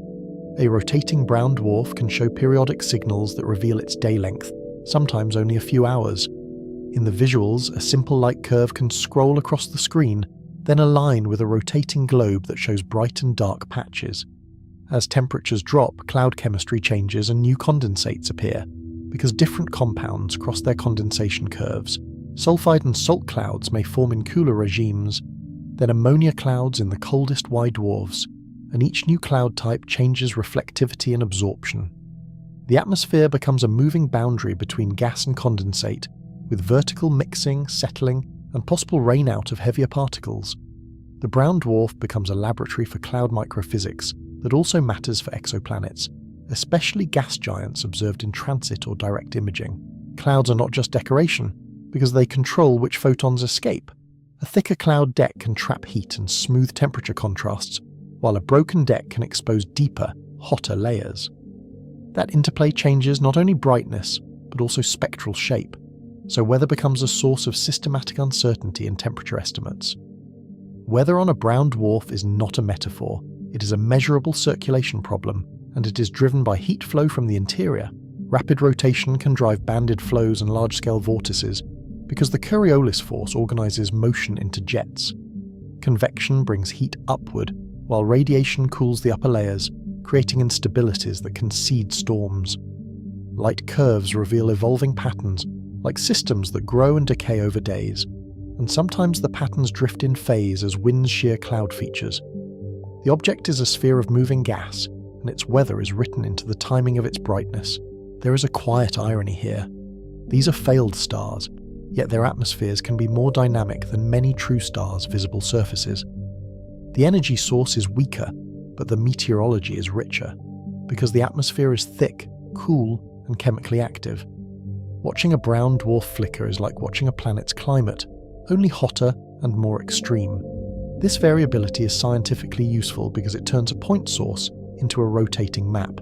By tracking brightness changes at different wavelengths, observers infer cloud heights, particle sizes, and temperature contrasts between clearer and cloudier regions. Brown dwarfs let us test atmospheric models without the glare of a host star, which often overwhelms direct exoplanet observations. They bridge stellar interiors and planetary meteorology in one object, and that bridge is not poetic, it is quantitative. In practice, this means brown dwarfs become calibration targets for exoplanet science. When a directly imaged giant planet shows methane bands and cloud effects, the closest analogues are often free-floating brown dwarfs. The same radiative transfer codes and cloud prescriptions can be tested on brown dwarfs first, where the signal is cleaner. The interior remains a different kind of bridge, because brown dwarfs sit between ordinary stars and compact remnants in how matter behaves. Brown dwarfs are partially supported by degeneracy pressure, like a preview of compact remnants, and their cores can become strongly degenerate as they age. They are not as extreme as white dwarfs, but the same quantum principle shapes their structure and their response to added mass. Their radii stay roughly Jupiter-like across a wide mass range, because adding mass increases gravity and compresses the object even as degeneracy stiffens the material. That counterintuitive radius behavior is another boundary lesson, and it is one of the easiest ways to feel the strangeness. A heavier brown dwarf can be smaller than a lighter one, because gravity compresses more strongly, while degeneracy changes how pressure scales with density. Surface gravity can be high, affecting line broadening in spectra, and making atmospheric pressure enormous compared to Jupiter's. Even without hydrogen fusion, the physics is already departing from everyday intuition, and the object's interior is already governed by quantum rules. In the visuals, a size comparison graphic can hold steady while the mass label changes. The sphere barely grows, and sometimes it shrinks, even as the numbers climb. That is the quantum signature made visible, matter resisting compression in a way that ordinary gas cannot. Brown dwarfs matter cosmologically, because they may be among the most common products of star formation. The initial mass function rises toward low masses, and it likely continues into the substellar regime, though the exact slope is still measured and debated. If it does, The galaxy contains a vast population of faint, cool bodies scattered through the disk and halo. They contribute to the mass budget even when they contribute little to the light budget, and that mismatch complicates how we translate brightness into total matter. This is where surveys change the story, because visibility is not the same as abundance, and astronomy is often limited by what instruments can detect. Near-infrared surveys like 2MASS mapped the sky and revealed many L and T dwarfs, turning theoretical populations into catalogued neighbours. Mid-infrared missions like WISE pushed colder, finding objects with temperatures closer to Earth's and colours unlike ordinary stars. Each new wavelength window adds neighbours that were effectively missing from optical catalogues, and each addition reminds us that the sensors of the local galaxy is technology dependent. A useful visual here is a sky map that fills in by wavelength. In optical, the map looks clean and familiar, with bright stars dominating the pattern. In infrared, new points appear between the old ones, faint embers that were always there, simply unlit in our chosen band. Some of these discoveries are uncomfortably close in astronomical terms, close enough to feel like a hidden presence. Brown dwarfs can lurk within a few parsecs, faint enough to evade earlier searches, especially if they're cool and emit mostly in the mid-infrared. Their proper motions can be large, revealing them as nearby objects, yet their optical magnitudes can be beyond practical limits. The solar neighbourhood is not only stars and planets, it is also a dim population between them, moving quietly through the same space. When a nearby brown dwarf is found, it often arrives as motion first, not light. Over months and years, it slides against the background stars, and that drift is the signature of proximity. The discovery feels like noticing a shadow that has been crossing the room the whole time, just too faint to catch at a glance. Their contribution to dark matter is limited, because the numbers required to explain dark matter would overproduce detectable objects and gravitational effects. But their role in the baryonic inventory is real, and counting them matters for understanding ordinary matter in the galaxy. They are part of the galaxy's normal material that is hard to count, and they complicate mass-to-light ratios in stellar populations. They also affect how we think about the lower end of star formation efficiency, because every brown dwarf is a record of collapse that did not reach the main sequence. Brown dwarfs also matter because they challenge the definition of a star in operational terms. If a star is defined by sustained hydrogen fusion, brown dwarfs are not stars, and the boundary is a physical threshold. If a star is defined by formation through gravitational collapse and fragmentation, many brown dwarfs qualify, and the boundary becomes historical rather than nuclear. Astronomy uses both ideas, and the tension shows up in classification debates, especially when objects sit near the deuterium and hydrogen limits. The universe does not label its products, so we build definitions that serve our measurements. This is where the documentary's mysterious tone can linger on language itself. We name objects as if names were natural kinds, yet the cosmos offers continua and overlaps. The brown dwarf sits in that overlap, an object that forces us to admit that categories are tools, not truths. The documentary's central question returns here in a quieter form, and the quietness is part of the unease. What determines a star's type and fate is still mass, but the outcome is not always a luminous life. A small shortfall in mass produces an object that never stabilizes, yet can persist for longer than many true stars. Fate can be dim, not brief, and the universe has room for outcomes that never become spectacular. The terrifying difference angle is time, not violence, and time is harder to visualize than an explosion. Brown dwarfs do not explode, and they do not swell into giants, and they do not light the sky with nebulae. They simply cool, and cooling is a kind of immortality in a universe that keeps expanding and thinning. They can persist for trillions of years as faint embers, long after many brighter stars have ended, and their slow fading becomes a background process rather than an event. In the visuals, time-lapse becomes abstract. The brown dwarf's colour temperature slides downward, frame by frame, while the surrounding galaxy evolves and rearranges. The object remains, growing colder and harder to see, like a coal that refuses to go fully dark. In the far future, the galaxy's light will shift toward the longest-lived burners, the red dwarfs, because small stars sip their fuel. Alongside them will be substellar remnants and cooled brown dwarfs, drifting nearly invisible, their spectra pushed into long wavelengths. The universe's later eras may be dominated by objects that are hard to see and slow to change, and that is a different kind of drama. darkness becomes not an absence, but a population, and the population grows as more objects cool below easy detection.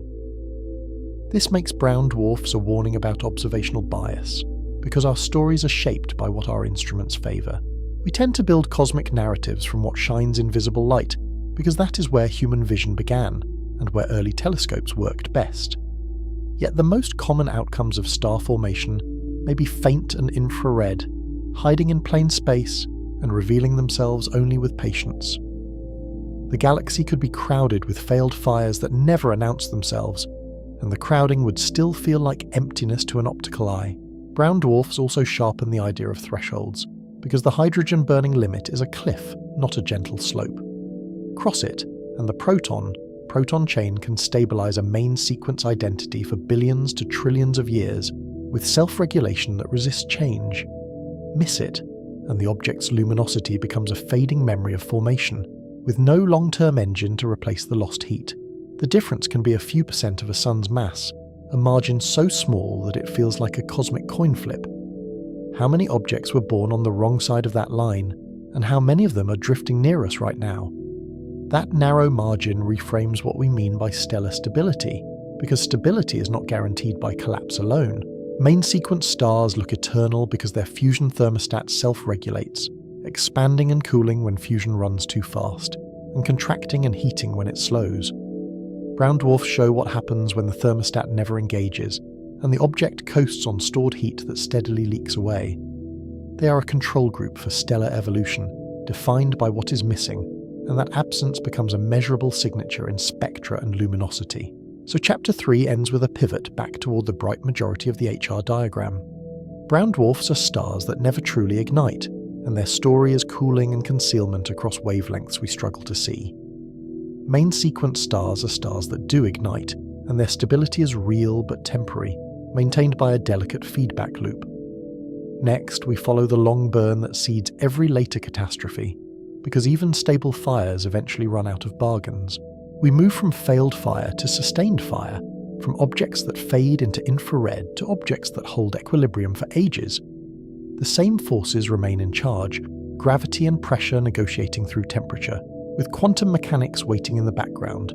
The difference is that hydrogen fusion finally pays the bill, and the countdown becomes a life, bright enough to shape galaxies and brief enough to end.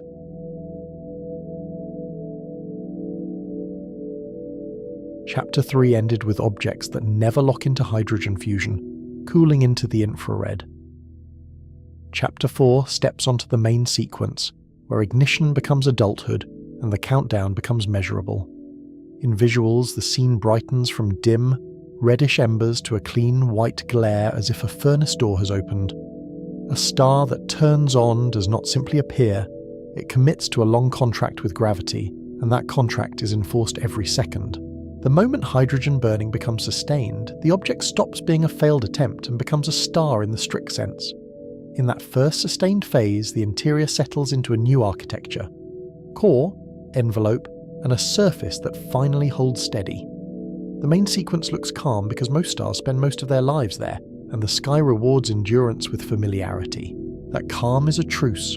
Gravity crushes inward while fusion pushes outward, and the balance is maintained by constant self-correction. If the truce holds, the star changes slowly enough that a civilization could rise and fall beneath it. Yet that stability is not stillness, and it is never free.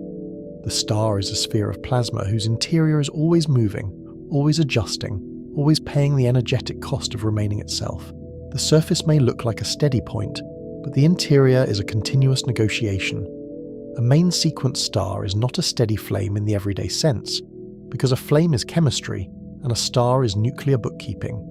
It is a controlled explosion contained by its own weight, with pressure and temperature tuned to avoid collapse or runaway expansion. In the core, nuclei collide at enormous speeds, and only a tiny fraction fuse on any given pass. Most collisions are near misses, repelled by electric charge, and the star survives because there are so many chances every second. What makes the explosion controlled is not a valve or a wall, but feedback that is built into the equations of matter. The star's own gravity supplies confinement, while the heat of fusion supplies resistance, each reacting to changes in the other. In that sense, a star is both the bomb and the bomb squad. The core cannot simply decide to burn faster, because expansion cools it, and it cannot burn slower for long, because contraction heats it. To map that truce, astronomers use the Hertzsprung Russell diagram, a tool that turns a crowded sky into a readable landscape. It plots luminosity against surface temperature, turning scattered points of light into a predictive terrain of lives. On screen, it looks like a star census that somehow becomes a biography, with each dot implying a hidden interior. The diagram is also a reminder that astronomy often begins with patterns, then earns its explanations later.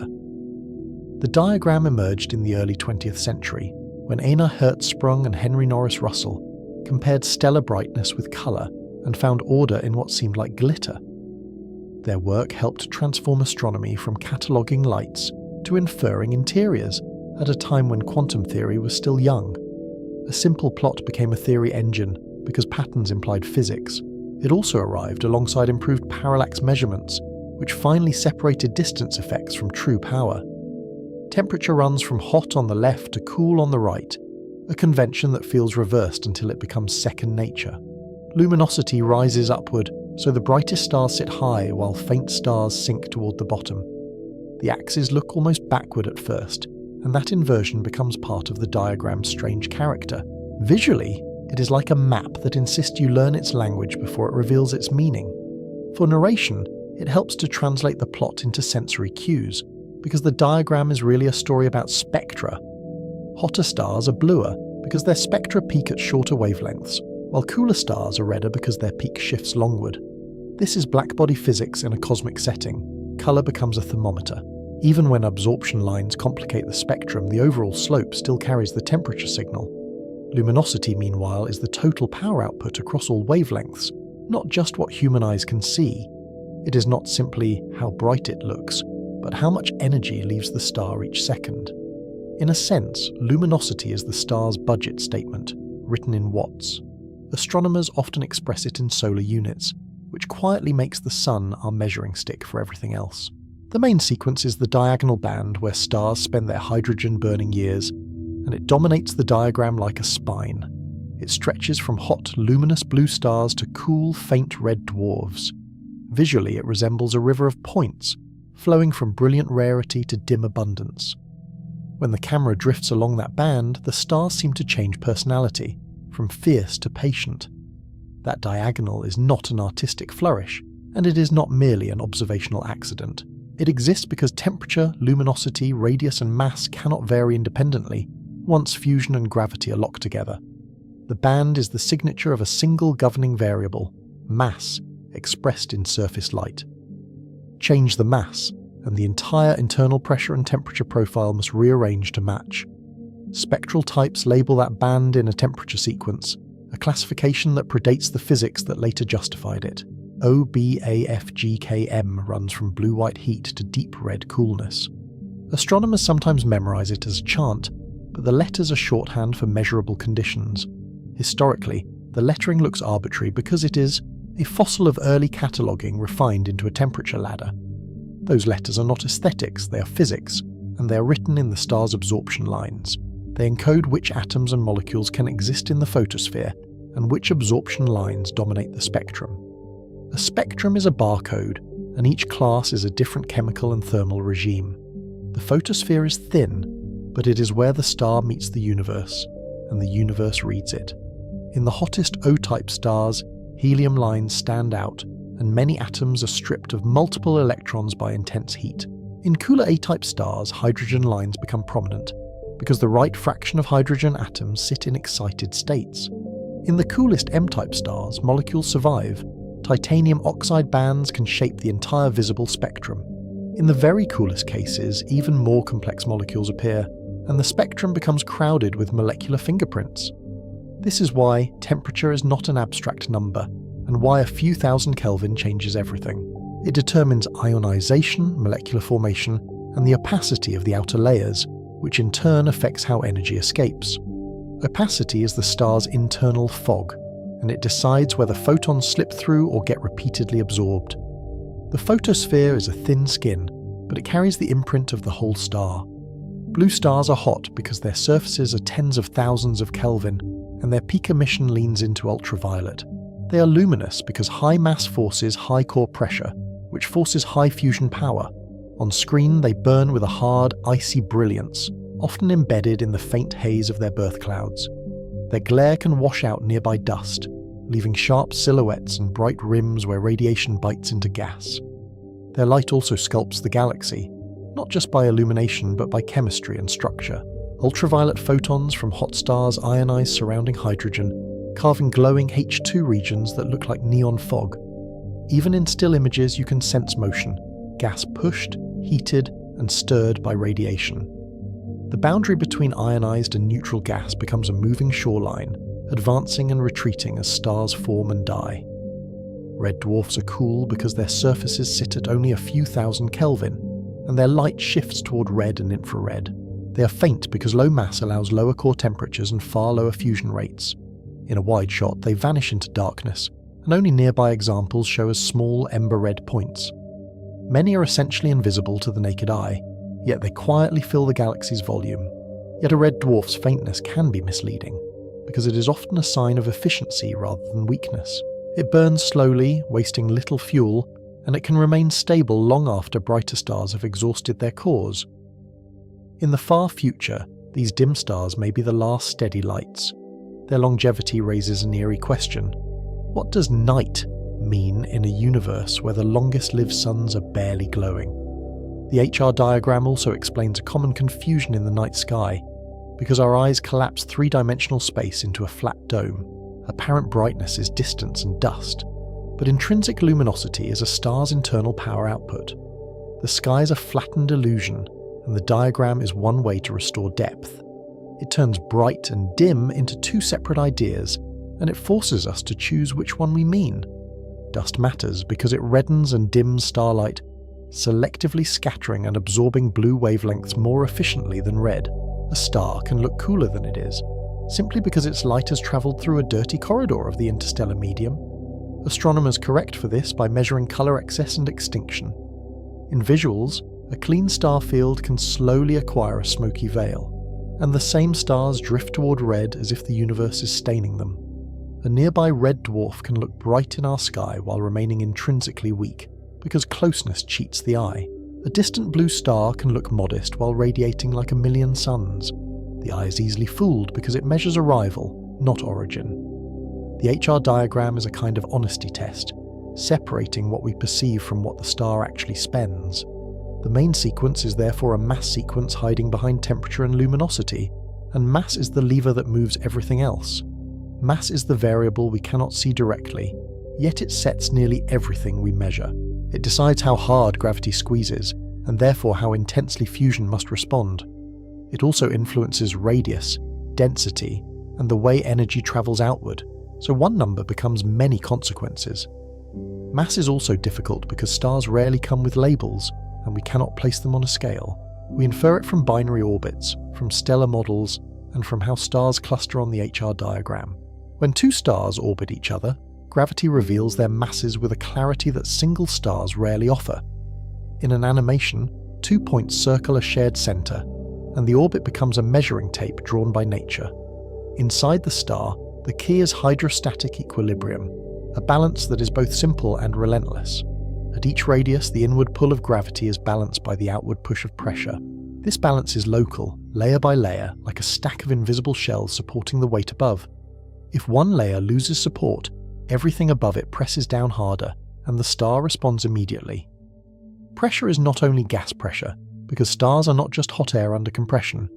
It is also radiation pressure in hot stars, where photons carry momentum, and later it can be degeneracy pressure in compact remnants, waiting at the end of the story. Even on the main sequence, radiation pressure can become a major player at high mass. In the most massive stars, light itself helps hold the star up, which feels almost like a paradox. On the main sequence, the pressure support comes from heat generated by fusion, but the need for that heat comes from gravity. Fusion is the engine, but gravity is the reason the engine must run. Without gravity's squeeze, the core would cool, collisions would slow, and fusion would fade. The star's existence is therefore a forced compromise, and the price is continuous nuclear conversion. The star's stability is enforced by feedback, and the feedback is steep because fusion rates depend strongly on temperature. If the core heats slightly, fusion accelerates, pressure rises, the core expands, and the temperature drops back. The response is not instantaneous, but it is reliable because the physics is sharply temperature dependent. The core behaves like a system that cannot tolerate drifting far from its operating point. If the core cools slightly, fusion slows, pressure falls, gravity compresses the core and temperature rises back. The star behaves like a thermostat built from nuclear physics. It is an elegant mechanism, but it is also unforgiving because it ties survival to constant burning. The star cannot pause to rest because gravity does not pause either. This thermostat depends on which fusion pathway dominates, and the pathway depends on core temperature and composition. In main sequence stars, hydrogen becomes helium through two primary reaction networks. Both turn 4 protons into one helium nucleus, but they do it through different intermediate steps. In both cases, a small fraction of mass becomes energy, and that conversion is the star's long-term income. In sun-like stars, the proton chain dominates, and it begins with a step that is almost comically improbable. 2 protons attempt to fuse, and one must convert to a neutron through the weak force. That conversion is rare, because the weak force is, in nuclear terms, truly weak. The slowness is not a flaw, it is the reason the sun can shine steadily for billions of years. The first step produces deuterium, a positron, and a neutrino. And the neutrino is the ghost in the machinery. The neutrino barely interacts with matter, so it escapes almost immediately, carrying energy straight out of the core. In a sense, neutrinos are the star's private leak, proof of fusion that ignores the star's walls. When detectors on Earth catch a few, they are intercepting messages that pass through the sun as if it were transparent. That weak force step is slow, which makes the PP chain gentle and stable, and it sets the tempo of sun-like stars. It allows a modest core temperature to produce power over billions of years. The sun's core is about 15 million Kelvin, and that is enough because time does the rest. The sun is not weak, it is patient, and patience is a physical regime. The PP chain has branches, and the details matter to the star's energy accounting and to the neutrino spectrum we can measure. Some pathways produce different helium isotopes or emit gamma rays at different steps, but the overall result remains the same. Hydrogen is gradually converted into helium ash. In visual terms, the core becomes a slow factory, and helium is the product that accumulates on the floor. In more massive stars, the CNO cycle dominates, and it uses heavier nuclei as stepping stones. Carbon, nitrogen, and oxygen act as catalysts, shuttling protons through a loop that ends with helium production. The catalyst nuclei are not consumed in the net reaction, which is why trace amounts can drive enormous power. The cycle is like a machine that runs faster when it is hotter, and massive cores are hot enough to keep it racing. The CNO cycle is far more temperature sensitive than the PP chain, and that sensitivity is the source of both brilliance and fragility. A small increase in core temperature produces a large increase in fusion rate. That sensitivity makes massive stars luminous, but it also makes their cores more reactive to small changes. The thermostat still works, yet the dial is touchier, and the consequences of small shifts are larger.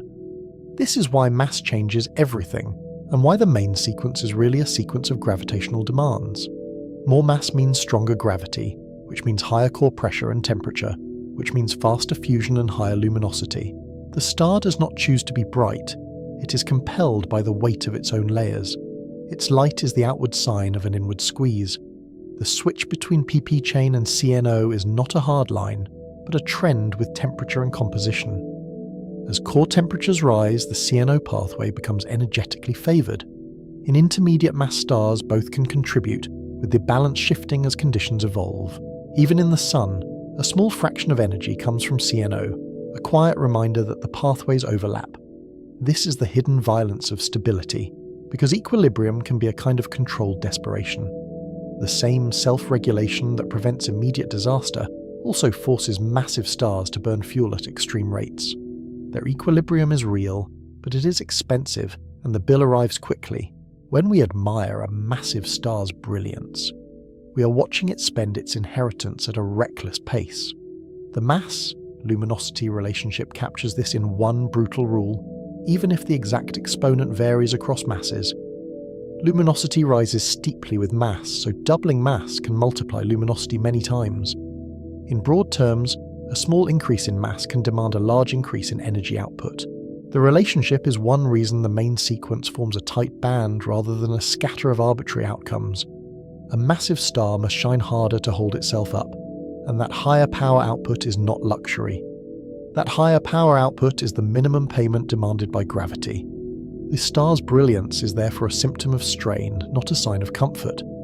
In visuals, the brightest stars can look almost overexposed, as if the camera itself is struggling with the intensity. Lifetime follows from that payment schedule, and it produces one of astronomy's most counterintuitive lessons. A star's fuel supply scales roughly with its mass, but its spending rate scales faster than mass. The result is counterintuitive. The biggest stars die first because they burn like a furnace with the door open. A smaller star burns like a sealed stove, slower and steadier, and it keeps its heat for ages. So massive stars live short lives, often only millions of years, and they can vanish before their birth clouds fully disperse. Low-mass stars live long lives, often tens to hundreds of billions of years in theory. The universe is only about 13.8 billion years old, so the smallest stars have barely begun their story. When we look at the Milky Way, we are seeing a galaxy whose long-term future is still mostly unspent. At the smallest stellar masses, the lifetimes can exceed 1 trillion years, an interval that dwarfs the current age of the cosmos. The universe is not old enough yet for the smallest red dwarfs to have died naturally. When we look at them, we are seeing a population with no natural graveyard, at least not yet. Their existence hints at an ultimate era when the sky is dominated by dim, persistent stars and little else. This makes red dwarfs the long-lived majority, and it changes the meaning of typical star. They are the most common main sequence stars, and they will dominate the far future sky. If galaxies persist, their remaining starlight will increasingly come from these cool, persistent embers. The bright stars we notice now are, in a sense, a temporary luxury of a young universe. Their faintness hides their abundance, and our own perceptions are biased toward the dramatic. We notice luminous stars first, but the galaxy's population is weighted towards small, cool, dim outcomes. In a wide-field visualization of the Milky Way, the bright stars are like foam on a vast dark sea of red dwarfs. The galaxy's true mass in stars is carried by the quiet ones. Mass also controls internal structure, which controls how fuel is used and how the star behaves at its surface. Energy moves outward either by radiation diffusing through matter or by convection carrying hot material upward. The boundary between these regimes is not arbitrary, because it depends on opacity and temperature gradients. The star chooses the most efficient transport available, but efficient changes with density and composition. In radiative zones, photons random walk outward through countless absorptions and re-emissions, constantly changing direction. The transport is slow, and the layers remain relatively unmixed. A photon created in the core may take an extraordinarily long time to reach the surface, even though it ultimately escapes at light speed. The timescale can be hundreds of thousands of years, which makes starlight feel like delayed history. This delay is one of the star's strangest facts, and it reshapes how we think about now. The energy we see today can be the delayed echo of fusion that occurred long before human history. The star's light is immediate in our eyes, but ancient in its journey. The sun that warms your skin is, in a subtle sense, an old event finally arriving. In convective zones, hot plasma rises and cool plasma sinks, and the motion carries heat with it. Convection mixes material, redistributes heat efficiently, and can bring fresh hydrogen into burning regions. Visually, it is like a rolling boil, but on scales that dwarf planets. In close-up simulations, the surface becomes a living texture, bright upwellings edged by darker downflows. Sun-like stars have a radiative core and a convective envelope, a layered structure that matters for both evolution and weather. That structure shapes both their luminosity and their surface magnetic behavior. The convective envelope is where visible granulation appears, bright cells edged by darker lanes, constantly forming and dissolving. Each granule is a convective plume, and the pattern is the star's heat escaping in real time. Low-mass red dwarfs can be fully convective, and that changes their internal politics. That full mixing changes their fuel economy, because hydrogen is not trapped in an unused outer reservoir. In effect, more of the star's hydrogen remains available to participate in the long burn. the star becomes a stirred pot rather than a layered cake, and the consequences last for trillions of years. Full convection can extend lifetimes further by feeding the core, and it can also intensify magnetic behavior. It also changes magnetic field generation, often producing strong, persistent activity.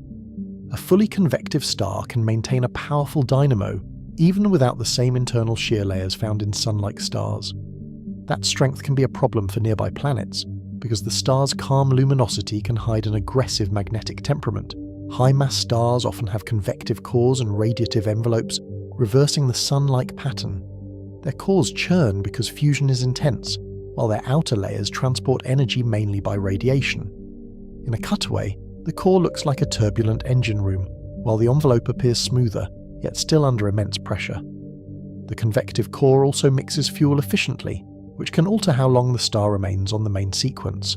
These structural differences matter because they decide how quickly the core runs out of hydrogen, and how sharply the star changes as it ages.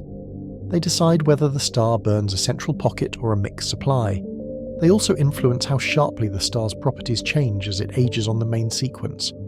The HR diagram's calm band hides these internal architectures, but the architectures decide the timing of departure. Convection also connects to what we can observe directly, because it helps build magnetic fields and surface features. Star spots, flares, and surface variability are surface symptoms of deep fluid motions and magnetic fields. Even without seeing inside, we can read the surface as a seismograph of hidden dynamics. The star becomes an object with weather, and the weather is driven by plasma physics rather than water. Magnetism is not a side story on the main sequence, because it is a direct consequence of ionized plasma in motion. It is a consequence of ionized plasma in motion, and it can be violent even in otherwise stable stars. A star can be in perfect hydrostatic balance while its atmosphere erupts like weather. Stability in the interior does not guarantee gentleness at the surface, and that mismatch is part of the chapter's unease. The basic mechanism is a dynamo, and it thrives on motion and rotation. Rotation and convection twist and stretch magnetic field lines, amplifying fields until they reorganize through reconnection. Magnetic reconnection releases energy rapidly, turning stored field tension into heat, light, and accelerated particles. In visuals, field lines can be drawn as luminous threads that suddenly snap into new shapes, releasing a flash. In Sun-like stars, the dynamo operates strongly at the boundary between radiative and convective zones, where differential rotation creates shear. That shear layer helps build large-scale magnetic cycles. The Sun's 11-year sunspot cycle is one expression of this deeper, rotating machinery. When the cycle peaks, the surface looks more bruised, and the corona becomes more tangled and bright. Magnetic cycles modulate activity, and they translate deep physics into visible events. Spots appear where magnetic fields suppress convection, and flares erupt when stressed field lines snap and reconnect. In close-up solar footage, loops arch above the surface like luminous cables, then suddenly brighten and break. The flare is not a surface fire, but a magnetic reconfiguration that dumps energy into plasma.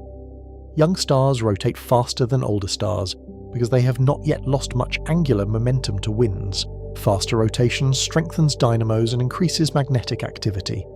In clusters of young stars, variability and flaring are common, as if the stars are still restless from their formation. The light curves flicker, and the star's steady output becomes a baseline interrupted by outbursts. As stars age, winds carry away angular momentum and spin them down, and the breaking is slow but persistent. Activity declines, cycles can weaken, and the surface becomes less eruptive on average. The wind is thin, but over billions of years it acts like a brake, slowly stealing spin. This gradual quieting is part of what makes middle-aged stars feel hospitable, even if they were once far more hostile. This is a quiet threat to habitability, because a planet's early environment can decide its long-term fate. A young star's flares and particle storms can erode atmospheres, alter chemistry, and strip volatile layers from close planets. The danger is not only heat, but charged particles that penetrate upper atmospheres and drive escape. A planet may form with water and air, yet lose them before life has time to stabilize. Red dwarfs sharpen that threat because their habitable zones are close in, where the star's magnetic influence is strongest. A planet in the temperate zone can sit inside intense magnetic environments for long periods. That closeness also increases the likelihood of tidal locking, which changes how atmospheres and oceans redistribute heat. The planet may face a permanent day side and night side, and it must solve that imbalance while enduring frequent flares. Even when a red dwarf is faint, its flares can be extreme relative to its baseline output, and the contrast can be startling. The planet receives bursts that can exceed the steady energy budget. The question becomes unsettling. Can life adapt to a sky that behaves like a strobe light? Or does habitability require not just the right temperature, but the right kind of steadiness? For sun-like stars, the habitable zone is farther out, which reduces exposure to the densest wind and magnetic structures. Yet early activity can still be decisive, especially in the first few 100 million years. A planet may need a magnetic field, a thick atmosphere, or sheer luck to endure the first billion years. Even then, the star's slow brightening can shift climates over geological time, forcing worlds to adapt again. So stability on the HR diagram does not guarantee calm for surrounding worlds, and the distinction matters. The star can be structurally stable while its magnetism remains intermittently destructive. The truce inside can coexist with storms outside, two kinds of stability that do not always agree. In visuals, the HR diagram's neat band can be cross-cut with violent flare imagery, as if the map is hiding the weather. Rotation also affects internal mixing beyond convection, especially in more massive stars where large-scale flows can persist. In massive stars, rotation can drive circulation currents that move material between core and envelope. These flows are subtle compared with convection, but over time they can reshape composition profiles. The star becomes slightly less layered than it would be otherwise, and that changes how quickly it uses its central hydrogen. That mixing can extend main sequence lifetimes by feeding hydrogen inward, and it can also alter what the surface reveals. It can also change surface abundances, winds, and the star's later evolution toward collapse. When we measure unexpected surface chemistry, we are sometimes seeing the fingerprints of rotation. The surface becomes a confession, hinting that the interior has been stirred in ways we cannot directly watch. Metallicity adds another layer of fine print, because composition changes how radiation interacts with matter. More heavy elements increase opacity, which changes how easily radiation escapes and can alter the star's radius and temperature. In plain language, metals make stellar material foggy, forcing energy to take a more difficult route outward.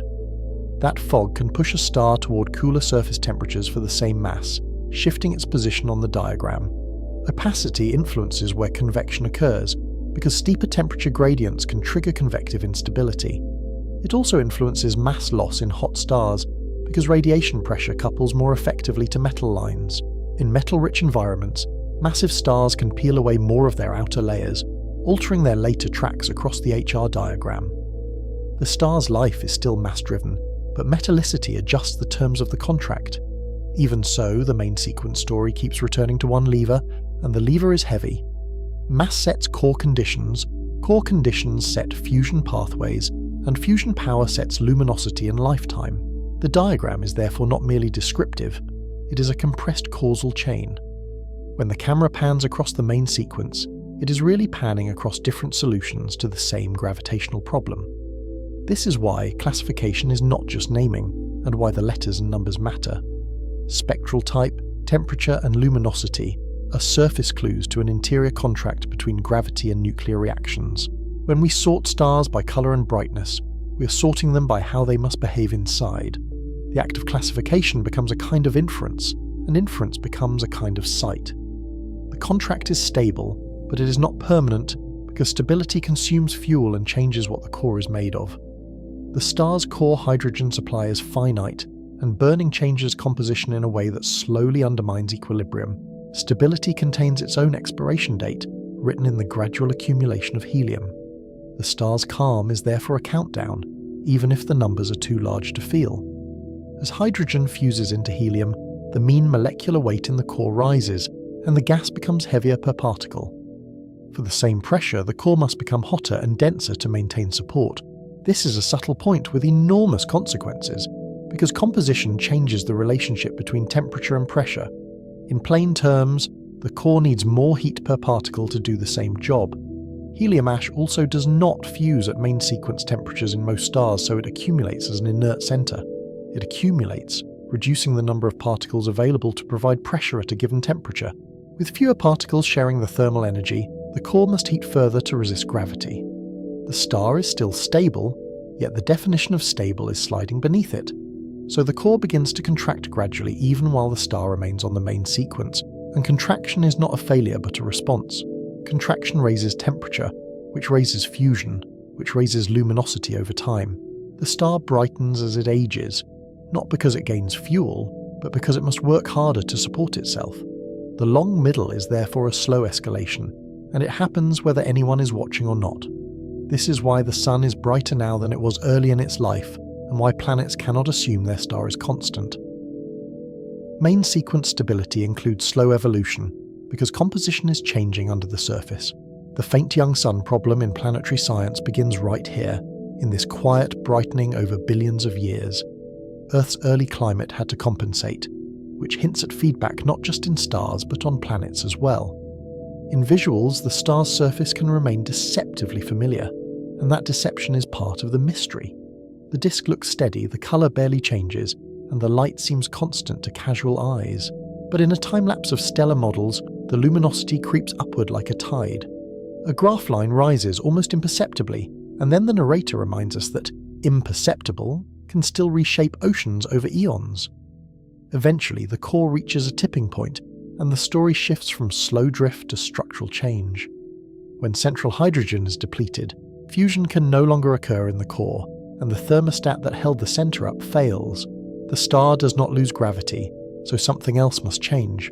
The core becomes a region of stored helium, and the star must find a new way to pay its pressure bill. The core contracts more rapidly under gravity, and the contraction releases gravitational energy as heat.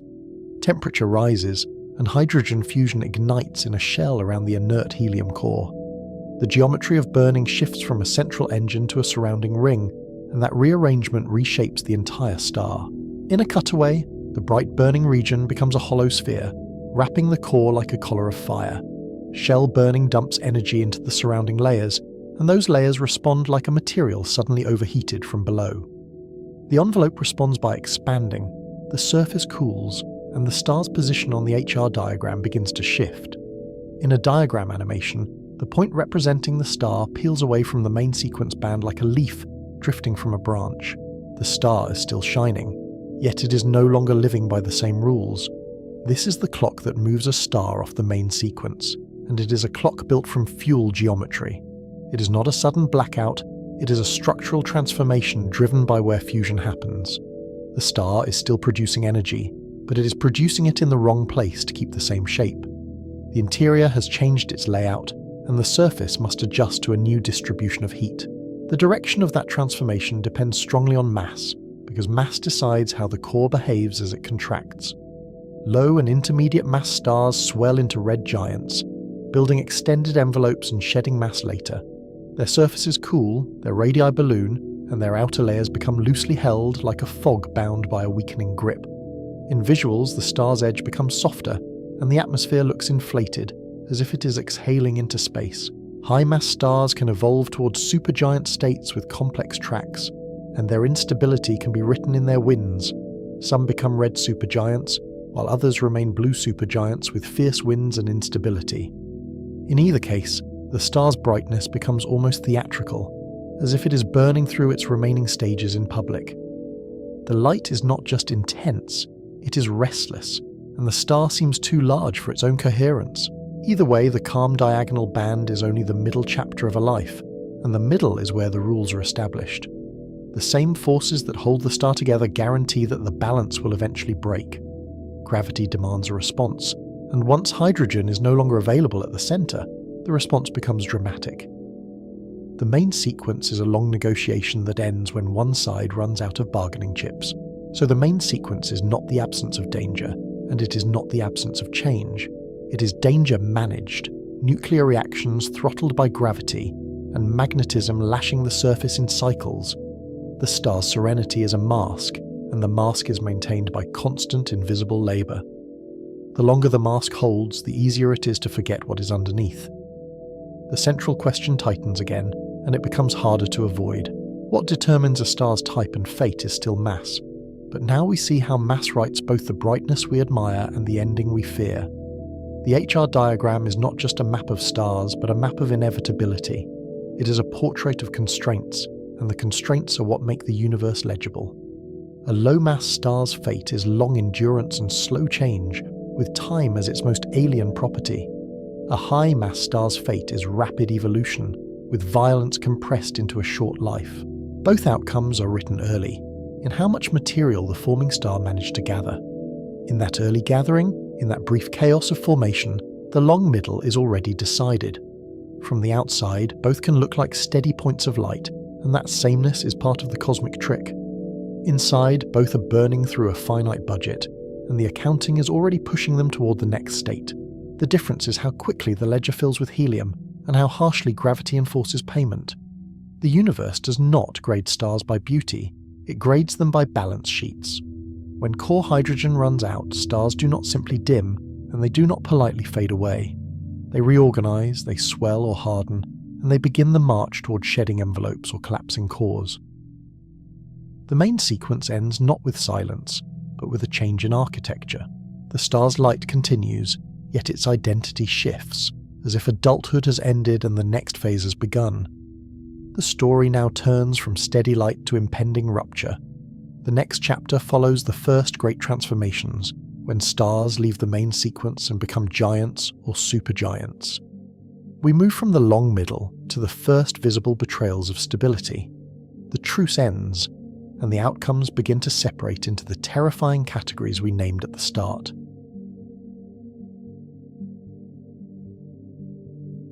A main sequence star looks steady because its core still pays gravity's bill, and the payment is made in pressure.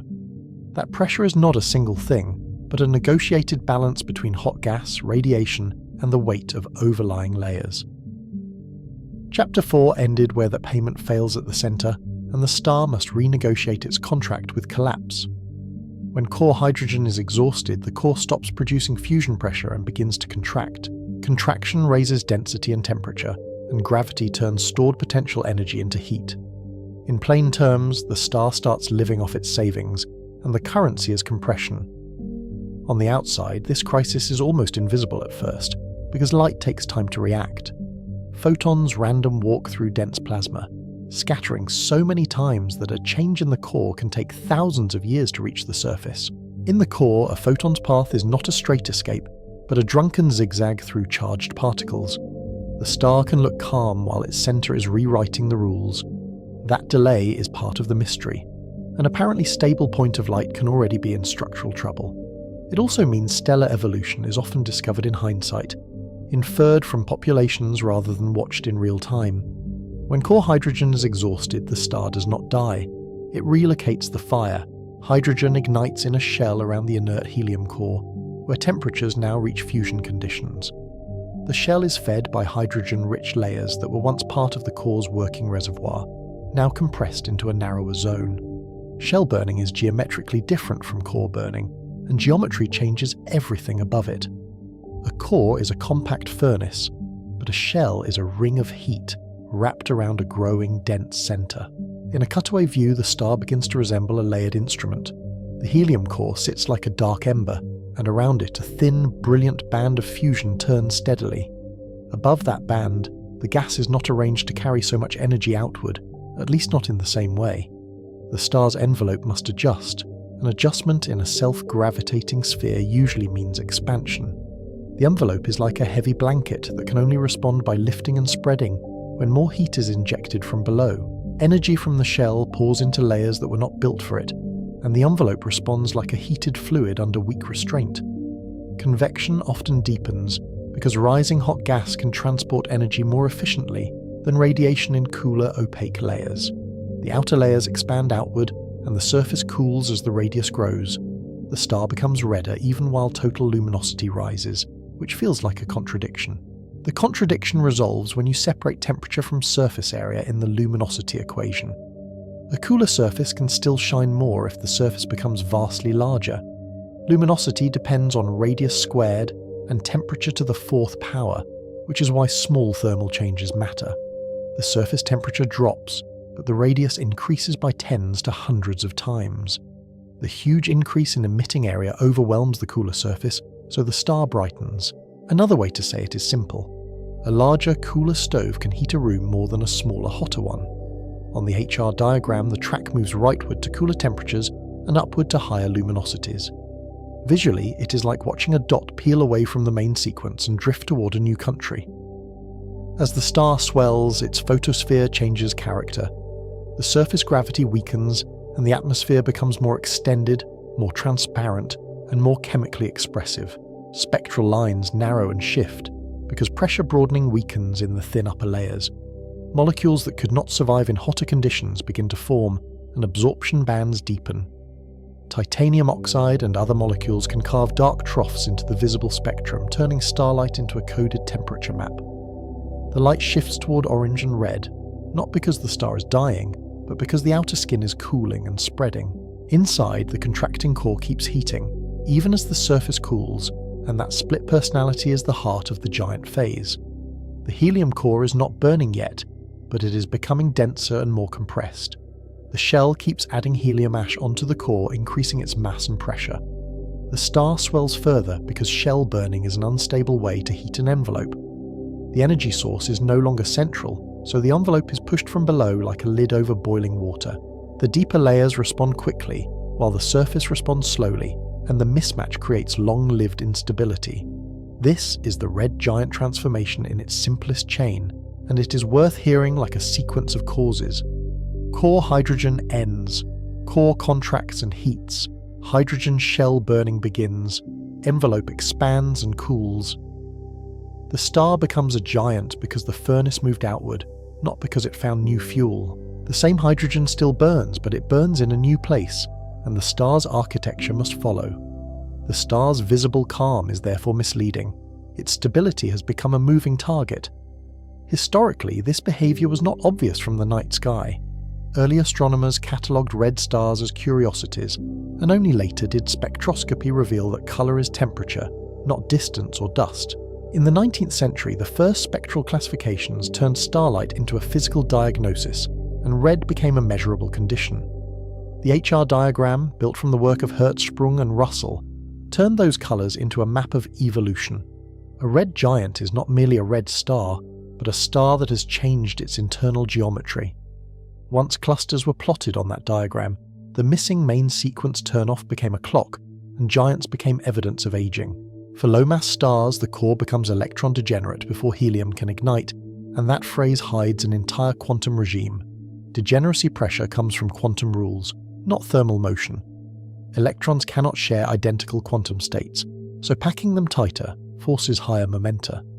That momentum produces pressure even if temperature does not rise much. The core becomes supported by the rules of identity, not by heat. In practice, the core behaves less like a normal gas and more like a stiff quantum fluid. This is strange physics with an everyday metaphor. In an ordinary gas, pressure is like the jostling of particles in a room, and heat makes the jostling stronger. In a degenerate gas, the room is so crowded that the jostling is constrained by permission, not energy. Even cold electrons must occupy different momentum states, so the pressure persists without a normal thermal push. The core can therefore be extremely hot, and yet strangely unresponsive to that heat in its overall size. Degeneracy changes how the core responds to heating, and it breaks the feedback loop that usually stabilizes fusion. In a normal gas, heating expands the core and cools it, which stabilizes fusion. In a degenerate core, pressure is largely independent of temperature, so heating does not expand the core quickly. The thermostat breaks, and the stage is set for a runaway. The star is now holding a match in a room where the walls do not move. The deeper irony is that the core becomes safer against collapse, yet more vulnerable to explosive ignition. Helium ignition arrives as a threshold event in these low-mass stars, because the triple alpha process demands extreme conditions. Helium nuclei carry double the charge of hydrogen, so they repel more strongly, and the Coulomb barrier is higher. When the degenerate core reaches about 100 million Kelvin, helium nuclei can fuse through the triple alpha process. 2 helium nuclei form beryllium-8, which is unstable and usually falls apart almost instantly. If a third helium arrives in time, carbon-12 can form and energy is released. The reaction rate is extremely temperature sensitive, so a small rise accelerates burning sharply. Because the core cannot expand easily, the burning runs away for a short time, and the term flash is accurate in the core's frame. The power output during the peak can rival that of an entire galaxy, but it is trapped deep inside. The surrounding layers absorb the energy, and the core uses it to change state rather than to brighten the surface. It is an internal detonation whose main effect is structural, not luminous. In the star's outer atmosphere, nothing dramatic happens on human timescales, and that mismatch is part of the eeriness. This is the helium flash, and it is violent in the core but mostly hidden from the surface. The energy goes into lifting degeneracy and expanding the core, not into a sudden brightening outside. The flash ends when the core becomes non-degenerate and can respond normally to heat. Afterward, helium burning stabilizes in the core, and the star settles onto a new equilibrium. On the HR diagram, the star shifts again, sliding toward the horizontal branch for many compositions. The star's position becomes a record of its internal state, like a seismograph drawn in colour and brightness. It is tempting to imagine the flash as a visible flare, but the star's envelope is a heavy curtain. The photons produced in the core do not stream out like a spotlight, because the interior is opaque plasma. Instead, the core's energy is spent doing work on itself, reshaping pressure and density. The surface continues to glow with the slow inertia of a vast atmosphere. What the universe hides here is not the event, but the timescale of communication between layers. In higher mass stars, helium ignition is smoother because the core is not strongly degenerate, and thermal pressure still dominates. Their cores are hotter earlier, and the helium threshold is reached before quantum crowding takes over. When helium fusion begins, the core expands and cools in response, and the thermostat works again. The difference is not a different fuel, but a different state of matter supporting the core. One regime is governed by temperature, the other by exclusion. The same element, helium, therefore marks two very different kinds of transition.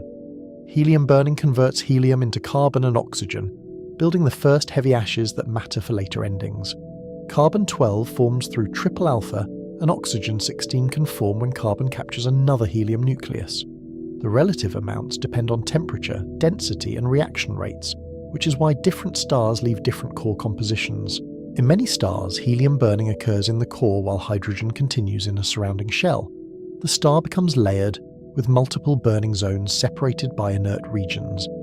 Each boundary is a change in opacity, composition, and energy transport, and those changes shape the star's size. Each layer is a compromise between gravity, pressure, and where the fuel happens to be, and the compromise is never perfectly stable. The burning shells are thin compared to the star's radius, yet they control the entire envelope's behavior. In visual terms, the star becomes a set of nested engines, each one tuned to a different temperature. The outer atmosphere, enormous and cool, floats above these engines like a canopy. If you could hear it, the star would sound like layered thunder, with deep processes driving shallow motion. As helium in the core is depleted, the star enters a new giant phase for many masses, and the geometry shifts again. For low and intermediate mass stars, this becomes the asymptotic giant branch. The core is now carbon and oxygen, supported increasingly by degeneracy again. Fusion shifts to shells, with helium burning in a shell and hydrogen burning above it. The star climbs a second giant branch that echoes the first, but with a denser and more complex interior. The envelope is now so distended that it is only loosely tied to the gravity beneath it. AGB stars are unstable because shell burning is prone to pulses, and pulses are a natural consequence of thin, temperature-sensitive layers. Helium shell flashes can occur episodically, driving thermal pulses that expand and cool the envelope repeatedly. Between pulses, the star contracts slightly, then swells again, as if breathing on geological time. The outer layers become loosely bound, and the star begins to lose mass efficiently. The pulses also stir the interior, dredging up newly made elements and changing what the atmosphere is made of. Mass loss becomes the defining event of this phase, and it is not a gentle leak. Pulsations levitate the atmosphere and create dense, cool regions where molecules can form. Carbon monoxide, water vapor, and more complex species appear, depending on the star's chemistry. Dust grains condense from heavy elements, and dust couples strongly to starlight.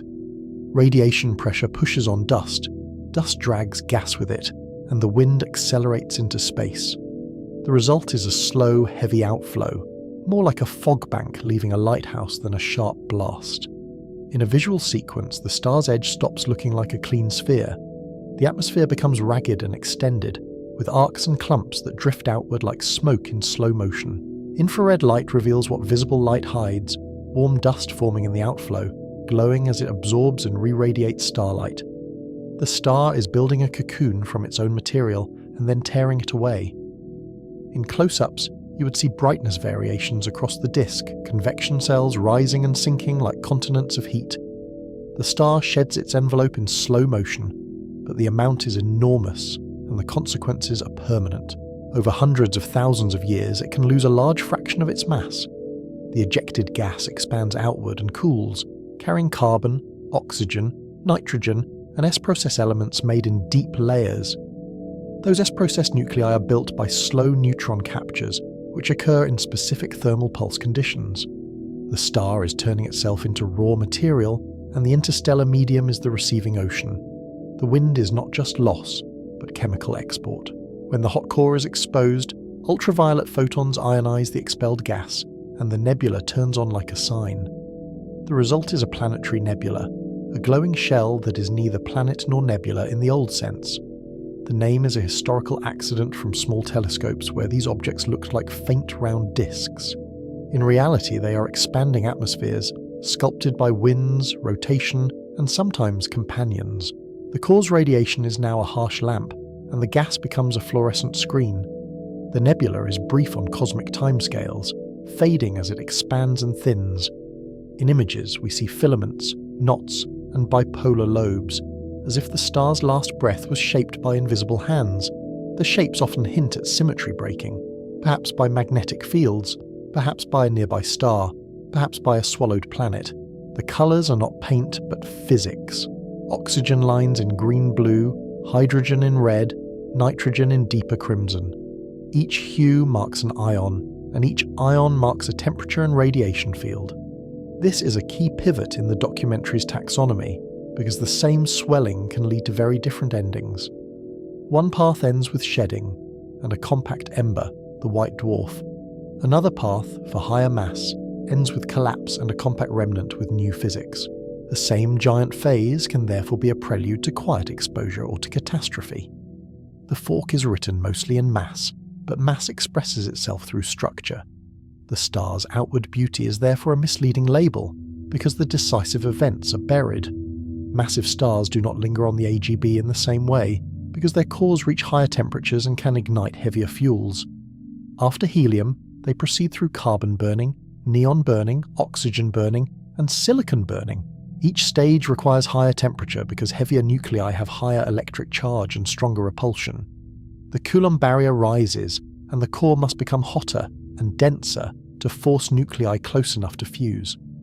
The star is climbing a ladder whose rungs are spaced by nuclear charge. The structure becomes onion-like, with nested shells of different fusion that stack toward the center. Hydrogen burns in the outermost shell, helium below it, then carbon, neon, oxygen, and silicon closer to the center. The core becomes iron group material at the end of this sequence. The star is no longer one furnace, but many furnaces stacked. Each shell is thin, intense, and transient compared to the star's long main sequence calm. The star's interior becomes a map of temperature, with each ring marking a narrow window where a specific fuel can burn. In a visualization, the star's interior is a cross-section of glowing rings. The outer layers are vast and dim, and the inner layers are compact and blinding. Labels appear like strata in a geological diagram, but the timescales are reversed. The deeper you go, the faster the layer lives and dies. The central region looks almost unreal, like a white-hot bead surrounded by coloured halos of burning shells. The timescales shrink brutally as the star climbs this ladder, and the acceleration is one of the most unsettling facts in stellar evolution. Hydrogen burning can last millions of years in massive stars, and helium burning lasts hundreds of thousands. Carbon burning can last centuries or millennia, depending on mass. Neon burning can last years, oxygen burning can last months, and silicon burning can last days. The star spends most of its life earning stability, then spends its final fuels in a rush. The final week of silicon burning can be the last quiet week the star ever has.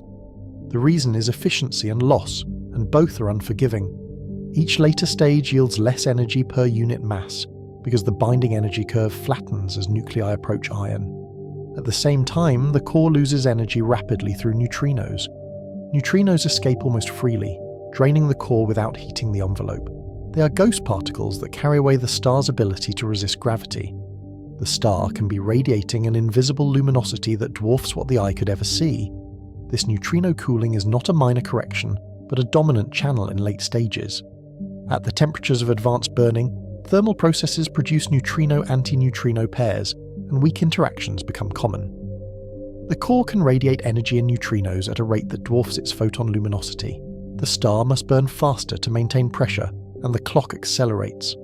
A bright supergiant can be losing its inner battle through invisible radiation. If the star had a second sky, made only of neutrinos, it would look like a beacon. Element creation is the bright side of this violence, and it is also the reason these stars matter to everything else.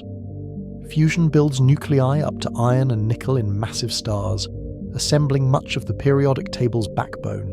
The star is a factory whose product is stability, and stability has a price. Each fusion step moves toward nuclei with higher binding energy per nucleon, until the curve flattens. The star is following a gradient in nuclear physics. The elements in rocks and blood are therefore not just made in stars, but made in specific layers under specific pressures.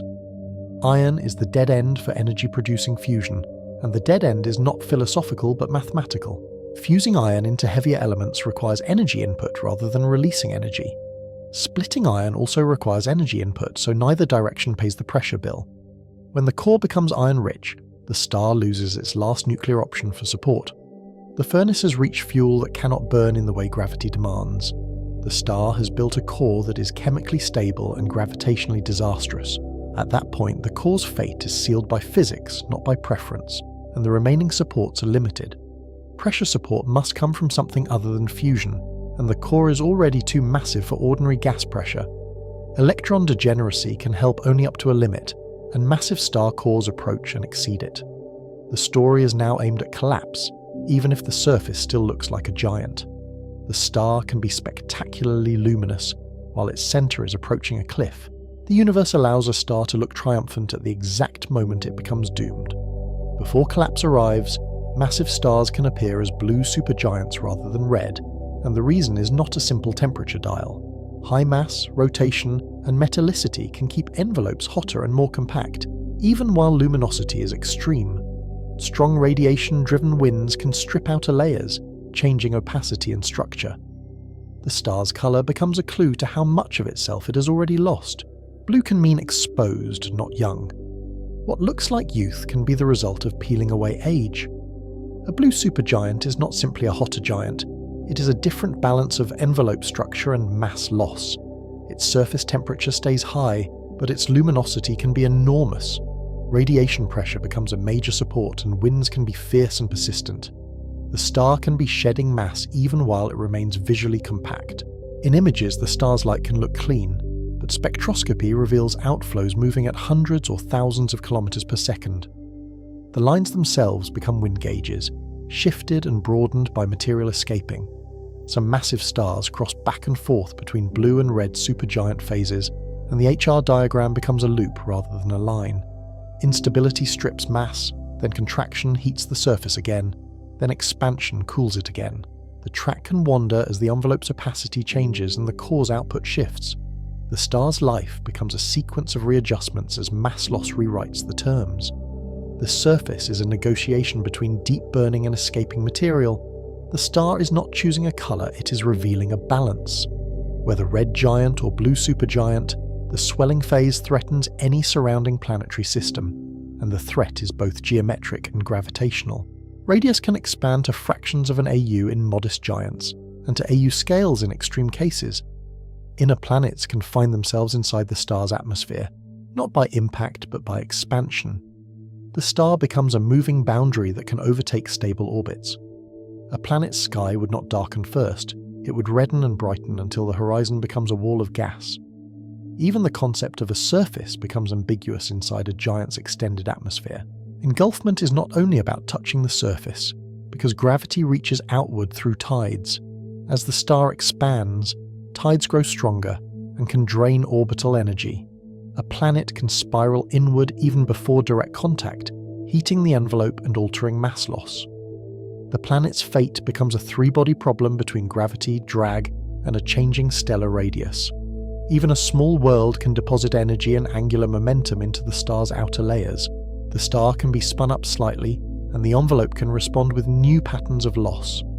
Orbits beyond the swollen envelope are not safe either, because mass loss changes the central pull that defines every orbit. Mass loss reduces the star's gravitational hold, and outer orbits can migrate outward. But tides and resonances can destabilize multi-planet systems, changing eccentricities and inclinations. A system that was stable for billions of years can become chaotic in a few million. The architecture can loosen, then rattle.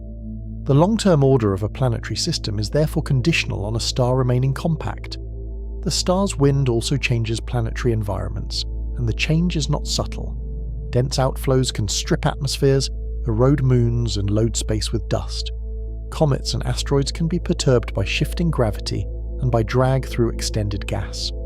The system becomes a debris field in formation, with new collisions and new trajectories. In infrared, the region around an evolved star can glow with dust that used to be rock. The star's late life can therefore manufacture a second, temporary disk from the ruins of the first.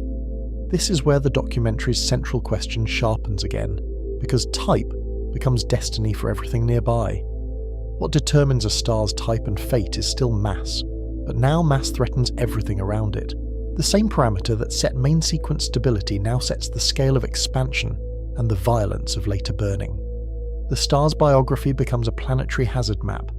The calm point of light becomes an evolving boundary condition. The question becomes uncomfortable. How many seemingly quiet stars already carry swollen futures for any worlds that orbit them? The Sun's future belongs in this phase, because it makes the abstract personal and the distant immediate. In roughly 5 billion years, the Sun will exhaust core hydrogen and begin shell burning. Its radius will swell into a red giant, and its luminosity will rise dramatically. The inner solar system will be rewritten by heat, tides, and mass loss. The daylight would not merely be brighter, it would be hostile. The familiar sky would become a furnace-lit dome, and the Sun would fill a frightening fraction of it. Mercury is almost certainly doomed, and Venus is unlikely to survive, because their orbits sit too close to the expanding envelope. Earth's fate is uncertain in details, but not in theme, because the habitable zone will move outward long before engulfment. Even if Earth avoids direct contact, oceans will not survive the rising luminosity. Water vapor is a greenhouse gas, and a moist atmosphere accelerates heating, pushing the planet toward runaway loss. The mystery is not whether the Sun changes, but exactly how the system rearranges under slow catastrophe. What would it mean to live through a disaster that takes millions of years, yet never stops worsening? Mars and the outer planets will face a different transformation, one that looks less like burning and more like awakening. The Sun's mass loss will expand their orbits, and the asteroid belt and Kuiper belt will be stirred. Icy bodies may briefly warm, sublimate, and develop transient atmospheres. The solar system's outer darkness may become active while the inner worlds are erased. A comet-like haze could become common where deep freeze once ruled. The late Sun could turn distant ice into temporary weather. Around other stars, we already see hints of these endings, and the hints come as dust, metals, and scars. We detect dusty disks around evolved giants, and we see metal pollution in white dwarf atmospheres later on. Those metals are likely the remains of disrupted asteroids and planets, pulled apart and accreted. The evidence suggests that many systems do not end cleanly, but end as accretion and rubble. Even after the swelling, gravity keeps collecting what survives. The star's influence persists, even when the star itself has become a compact remnant. The swelling phase also seeds the next generation, and this is the quieter legacy hidden inside the violence. AGB winds carry carbon and oxygen that can form new dust grains, including carbon-rich soot and silicate minerals. Massive star winds and eruptions enrich the interstellar medium with heavier elements. The material that becomes planets and biology is often expelled during these unstable late stages. In a sense, the star's loss is the galaxy's gain. The same outflow that ends a star's stable life becomes the beginning of someone else's chemistry. So the red giant is both destroyer and donor, and the dual role is not a metaphor but a measurable budget. It can sterilize inner worlds and dismantle stable architectures. It can also create the dust that builds rocky planets elsewhere. The same expansion that eats a system also spreads the ingredients for new systems. The star's death is not only an ending, but a distribution event. The question is not whether stars recycle matter, but how many times the galaxy can reuse the same atoms. Blue supergiants carry a different tension, because their interiors are racing toward collapse while their surfaces can look deceptively composed. Their onion shell burning as a countdown with shrinking intervals, and the surface can remain bright and steady. A star can appear stable, while silicon burns for days in a hidden core. The universe hides its most urgent clocks under bright photospheres. The most dramatic change is often the one you cannot see. If you could watch the core directly, you would see a schedule tightening toward inevitability. In both cases, the star is no longer a single identity, and that is the deeper lesson of swelling. It is a layered object with different physics in different shells, and with an envelope that is increasingly unbound. The truce between gravity and pressure is now patched together, not elegant. The star is still luminous, but it is living on borrowed structure. The light we see is the surface's response to a complicated interior argument. The star's appearance becomes a translation, not a direct statement. The chapter's terrifying difference is scale and inevitability, and both are written in simple numbers. A star that once fit comfortably inside its own system can expand to the size of that system. A star that once burned one fuel can burn many, each faster than the last. The calm point of light becomes an expanding boundary and a ticking internal ladder. The sky's steady dots are not steady objects, only slow ones. Time is the disguise that makes evolution look like permanence. We end by tightening the fork in outcomes, because the swelling is only the middle act. After the swelling comes the shedding, leaving a white dwarf and a fading nebula. Or after the swelling comes the collapse, leading to supernovae and compact remnants with new rules. Either way, the star's end is not silence, it is transformation into an object that rewrites physics nearby. The same gravity that shaped the star now shapes what remains. What changes is the scale, compressed from a giant's radius to something closer to a planet's. The next chapter follows what remains after the envelope is gone, and it follows the consequences of matter pushed to extremes. We move from swollen giants to exposed cores, and from glowing shells to the hard limits of degenerate matter. The story turns from expansion to aftermath, and the night sky's lie becomes harder to forgive. What looked like permanence was always a phase, and phases always end.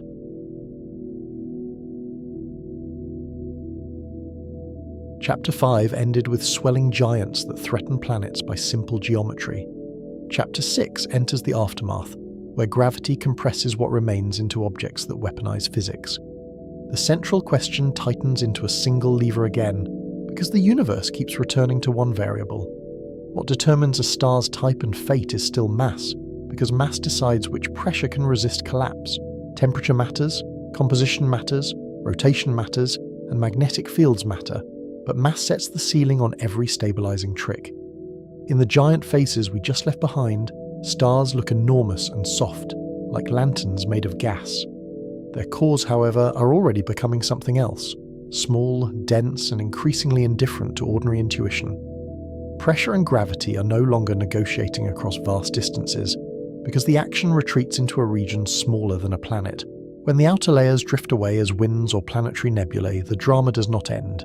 It simply changes scale, trading vast size for extreme density, and trading gentle light for compact consequences. The star's visible body peels away, while the core becomes the real story. For low and intermediate masses, the envelope is lost before the core can collapse into something nuclear. The exposed core becomes a white dwarf, a stellar ember supported by electron degeneracy pressure. It is not a burning star anymore, yet it remains a gravitational anchor with a memory of its former mass. Electron degeneracy is not heat pushing outward, and it is not the familiar pressure of a hot gas. It is quantum crowding. Electrons cannot share identical quantum states, so squeezing them forces some into higher momentum states. In plain terms, the electrons resist being packed into the same seats, and that resistance becomes pressure. This idea is rooted in the Pauli exclusion principle, a rule that applies to all fermions. The rule is microscopic, yet its consequences become astronomical when gravity compresses matter hard enough. A white dwarf is stable because quantum mechanics, not combustion, is holding up something that used to be a star. This pressure exists even at very low temperatures, which is why a white dwarf can be stable without ongoing fusion. In a normal star, heating causes expansion, and expansion cools the core, creating a thermostat. In a degenerate core, pressure depends mostly on density, so heating does not automatically produce expansion. That broken thermostat will matter later, when we return to binaries and explosions. It is one of those quiet physical details that becomes violent when conditions cross a threshold. The same property that makes a white dwarf long-lived also makes it vulnerable to runaway burning. A white dwarf is roughly Earth-sized, yet it can hold a mass comparable to the Sun. That combination implies densities that turn ordinary matter into a packed lattice, closer to a solid than a gas. Imagine the mass of a star compressed into a sphere the size of a planet. Gravity becomes intimate and matter becomes unfamiliar. Visually, the scale comparison is almost absurd. Place the Sun beside Earth, then replace Earth with a white dwarf of similar radius but solar mass. The dwarf would look modest, even small, yet its surface gravity would be tens of thousands of times stronger than Earth's. If you could stand there, which you cannot, a single step would be a fall. Even light would leave reluctantly, climbing out of a deeper gravitational well than any planet can provide.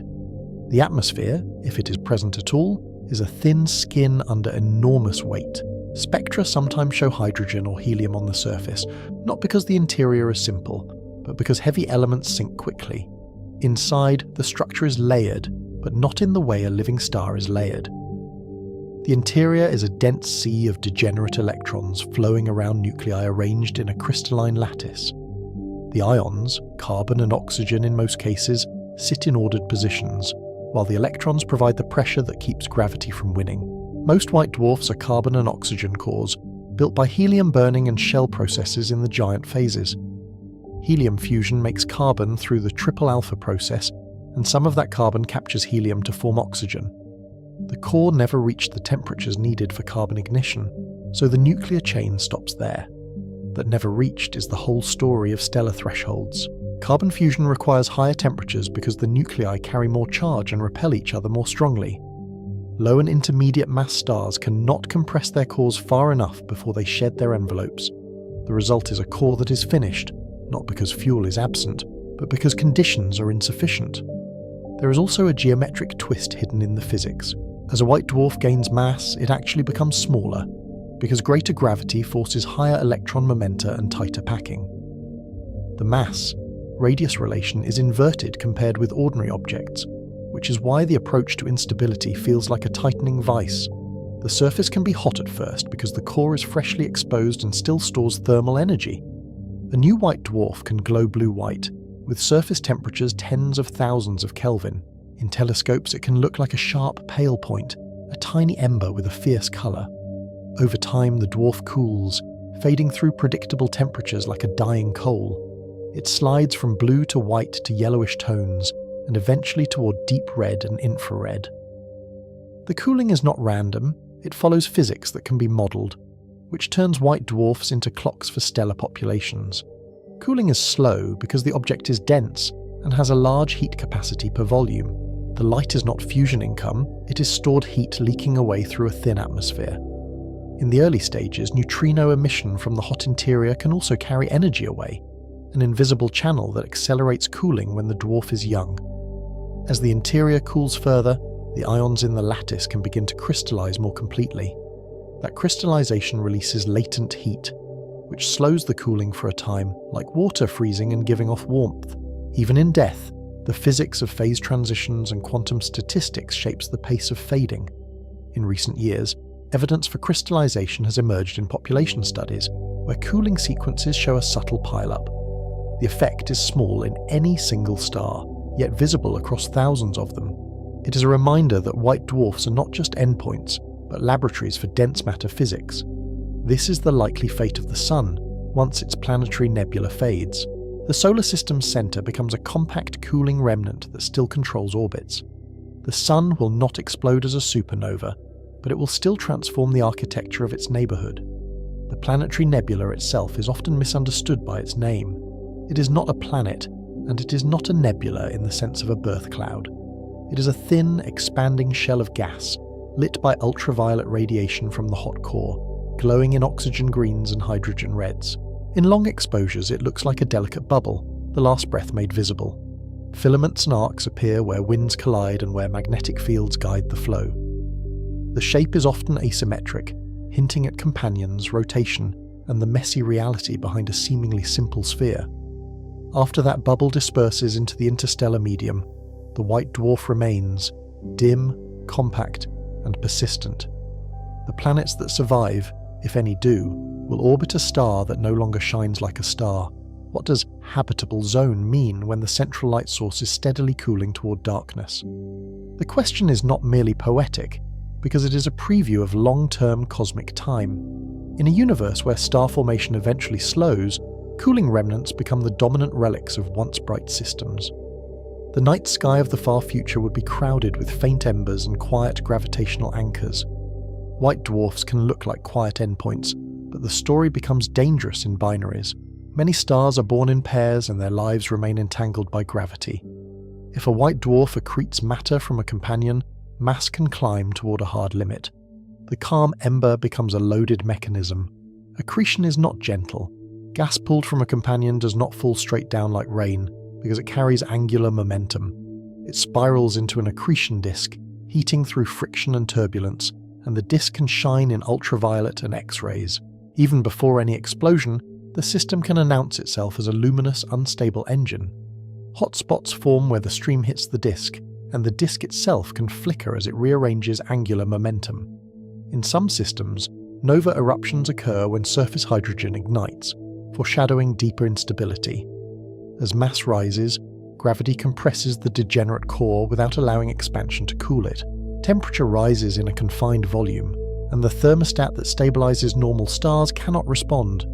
In a non-degenerate core, extra heat would expand the gas and reduce the reaction rate.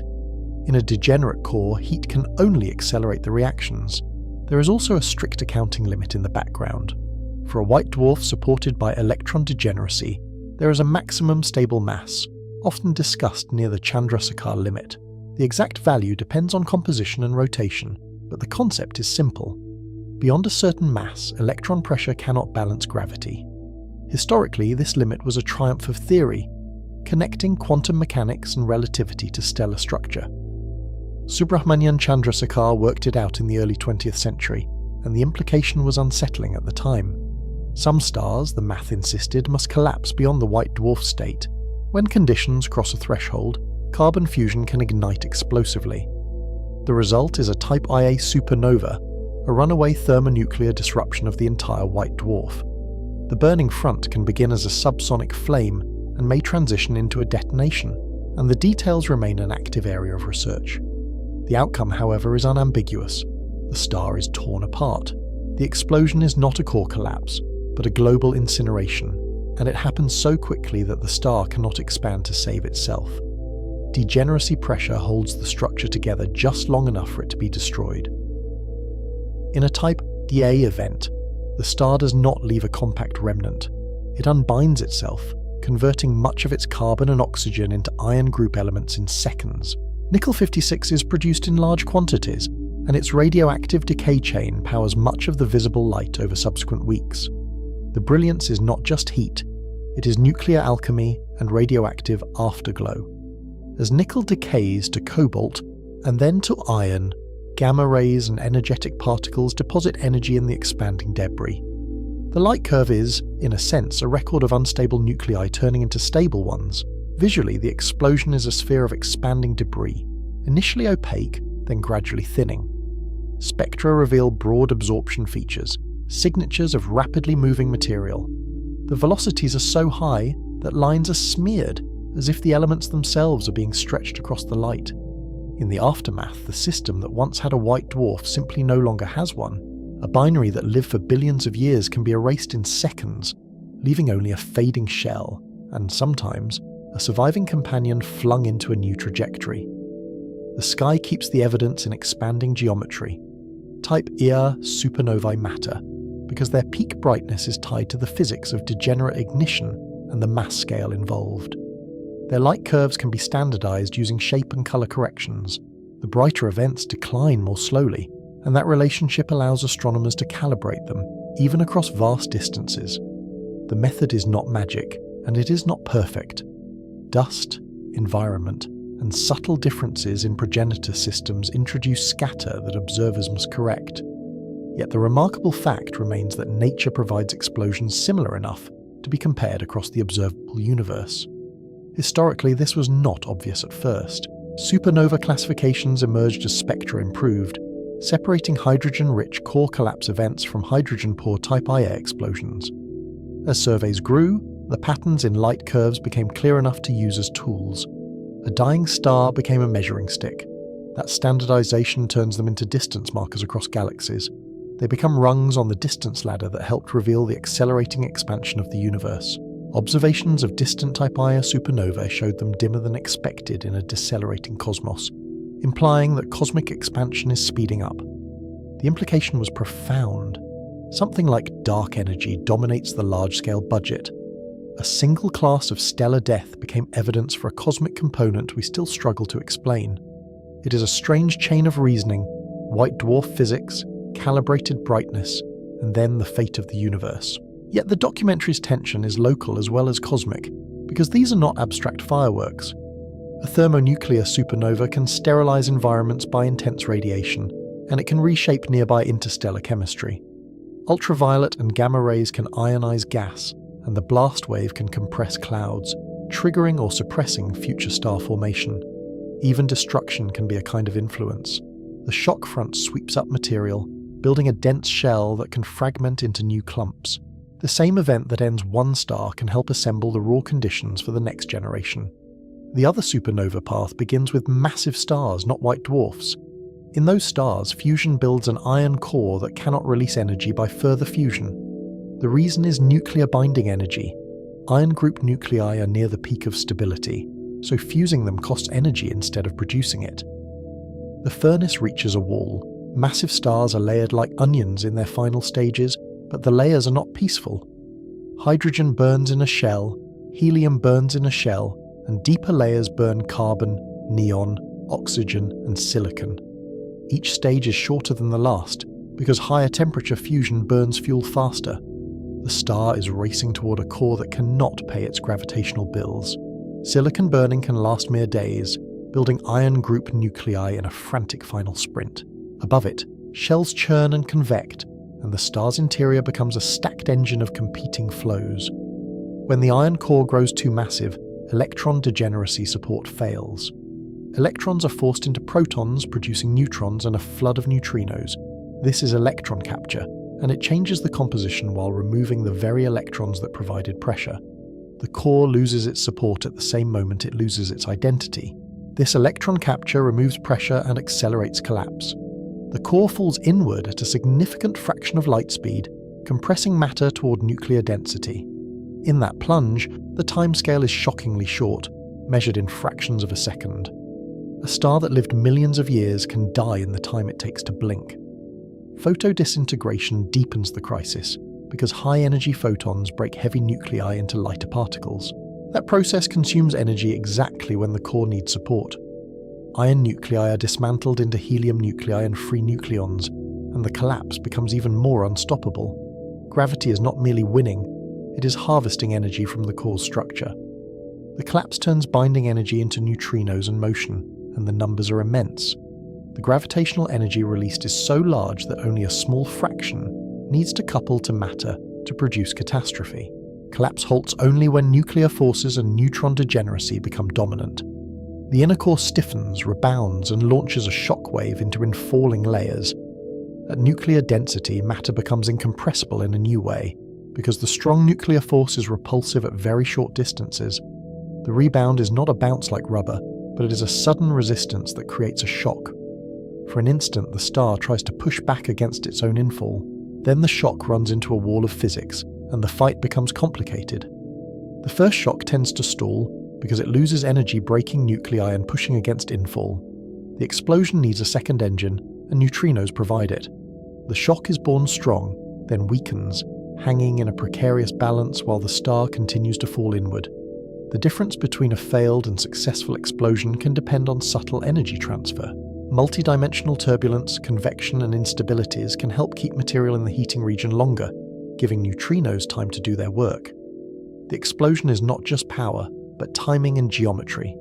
Neutrinos stream outward in enormous numbers, and a small fraction deposit energy behind the shock. That heating can revive the shock and drive the star apart.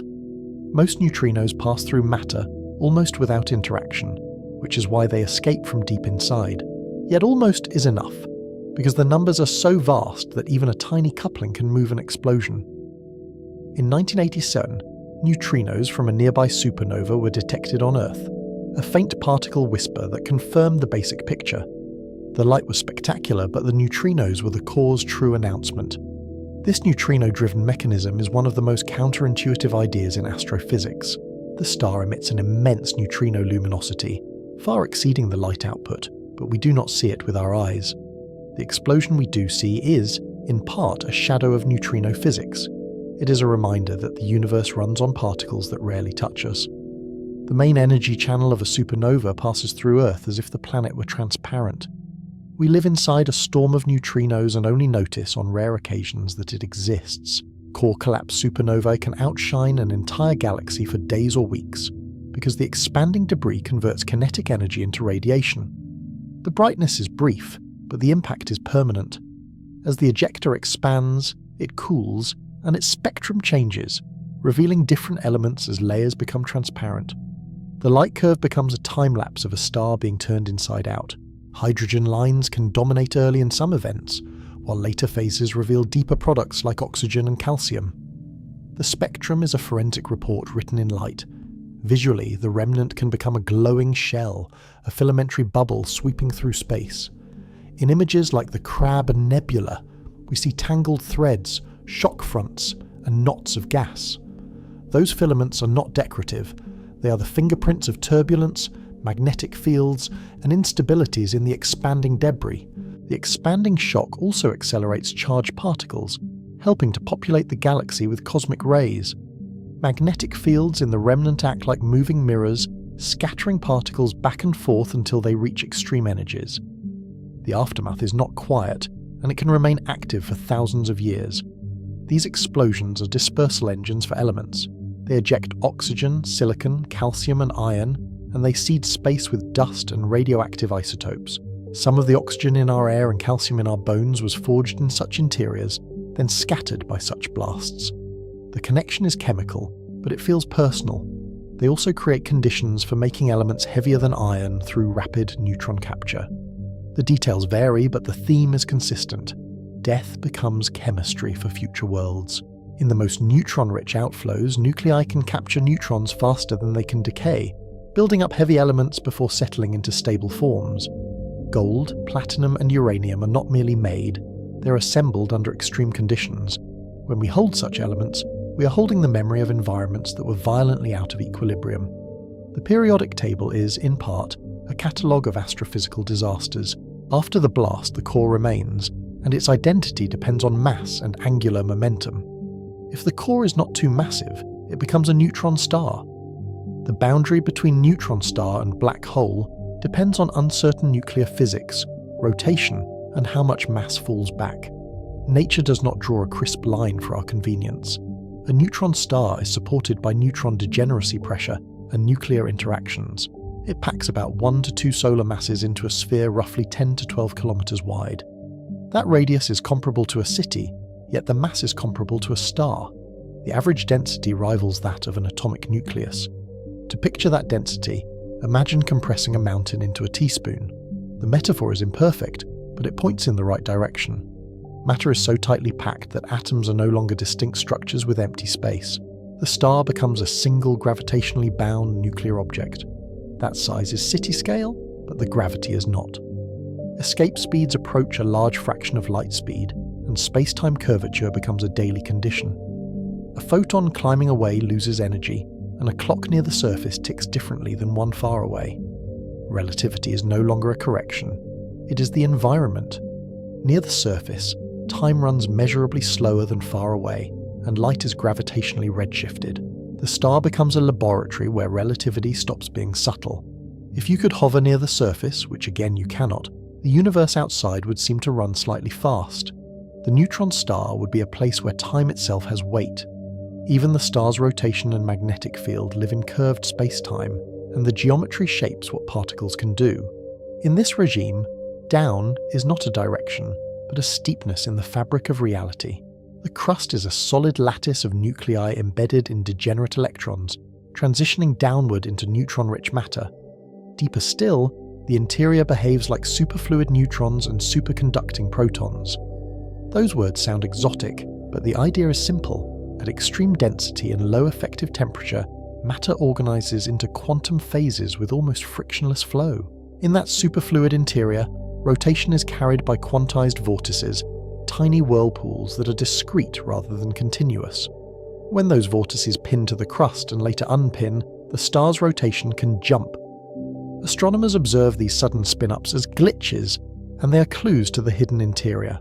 A neutron star can reveal its deep physics through a twitch.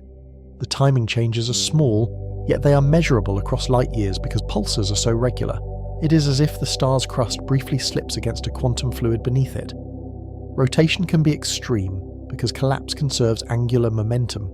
A neutron star can spin many times per second, storing rotational energy as a compact flywheel. The same principle makes an ice skater spin faster when pulling in their arms, but here the stakes are cosmic. A core that shrinks by a factor of thousands can become a rapid rotor. The rotation can power winds, accelerate particles, and shape the supernova remnant from the inside. Spin is not just a property, it is a reservoir. Magnetic fields are also amplified by collapse and rotation. Field lines are squeezed and wound, producing strengths far beyond ordinary stellar magnetism. If the progenitor had a modest magnetic field, the collapse concentrates it into a smaller volume, raising the field strength enormously. Rotation can then twist it, building complex magnetospheres. When rotation and magnetism are misaligned, the neutron star becomes a pulsar. Radiation is beamed from magnetic poles, sweeping space like a lighthouse. The beam can be radio waves generated by charged particles, or higher energy emission from particle acceleration near the magnetic poles. The pulses are not the star turning on and off, but our line of sight being sliced by a rotating beam. If Earth lies in the beam's path, we detect pulses in radio, X-ray or gamma rays. The pulses are not blinking, they are geometry and rotation. Each pulse is a timestamp, and the pattern can be so stable that it feels engineered. The universe, however, is simply obeying conservation laws with brutal consistency. A dead core becomes a metronome because it has almost nothing left that can deform it. Historically, pulsars were first recognized as astonishingly regular radio signals. Their precision was so surprising that early speculation even flirted with artificial origins. The truth was stranger in a different way. A collapsed star, spinning like a turbine, broadcasting its rotation through space. The discovery turned neutron stars from theory into observed reality. It also revealed that dead stars can be among the most active objects in the sky.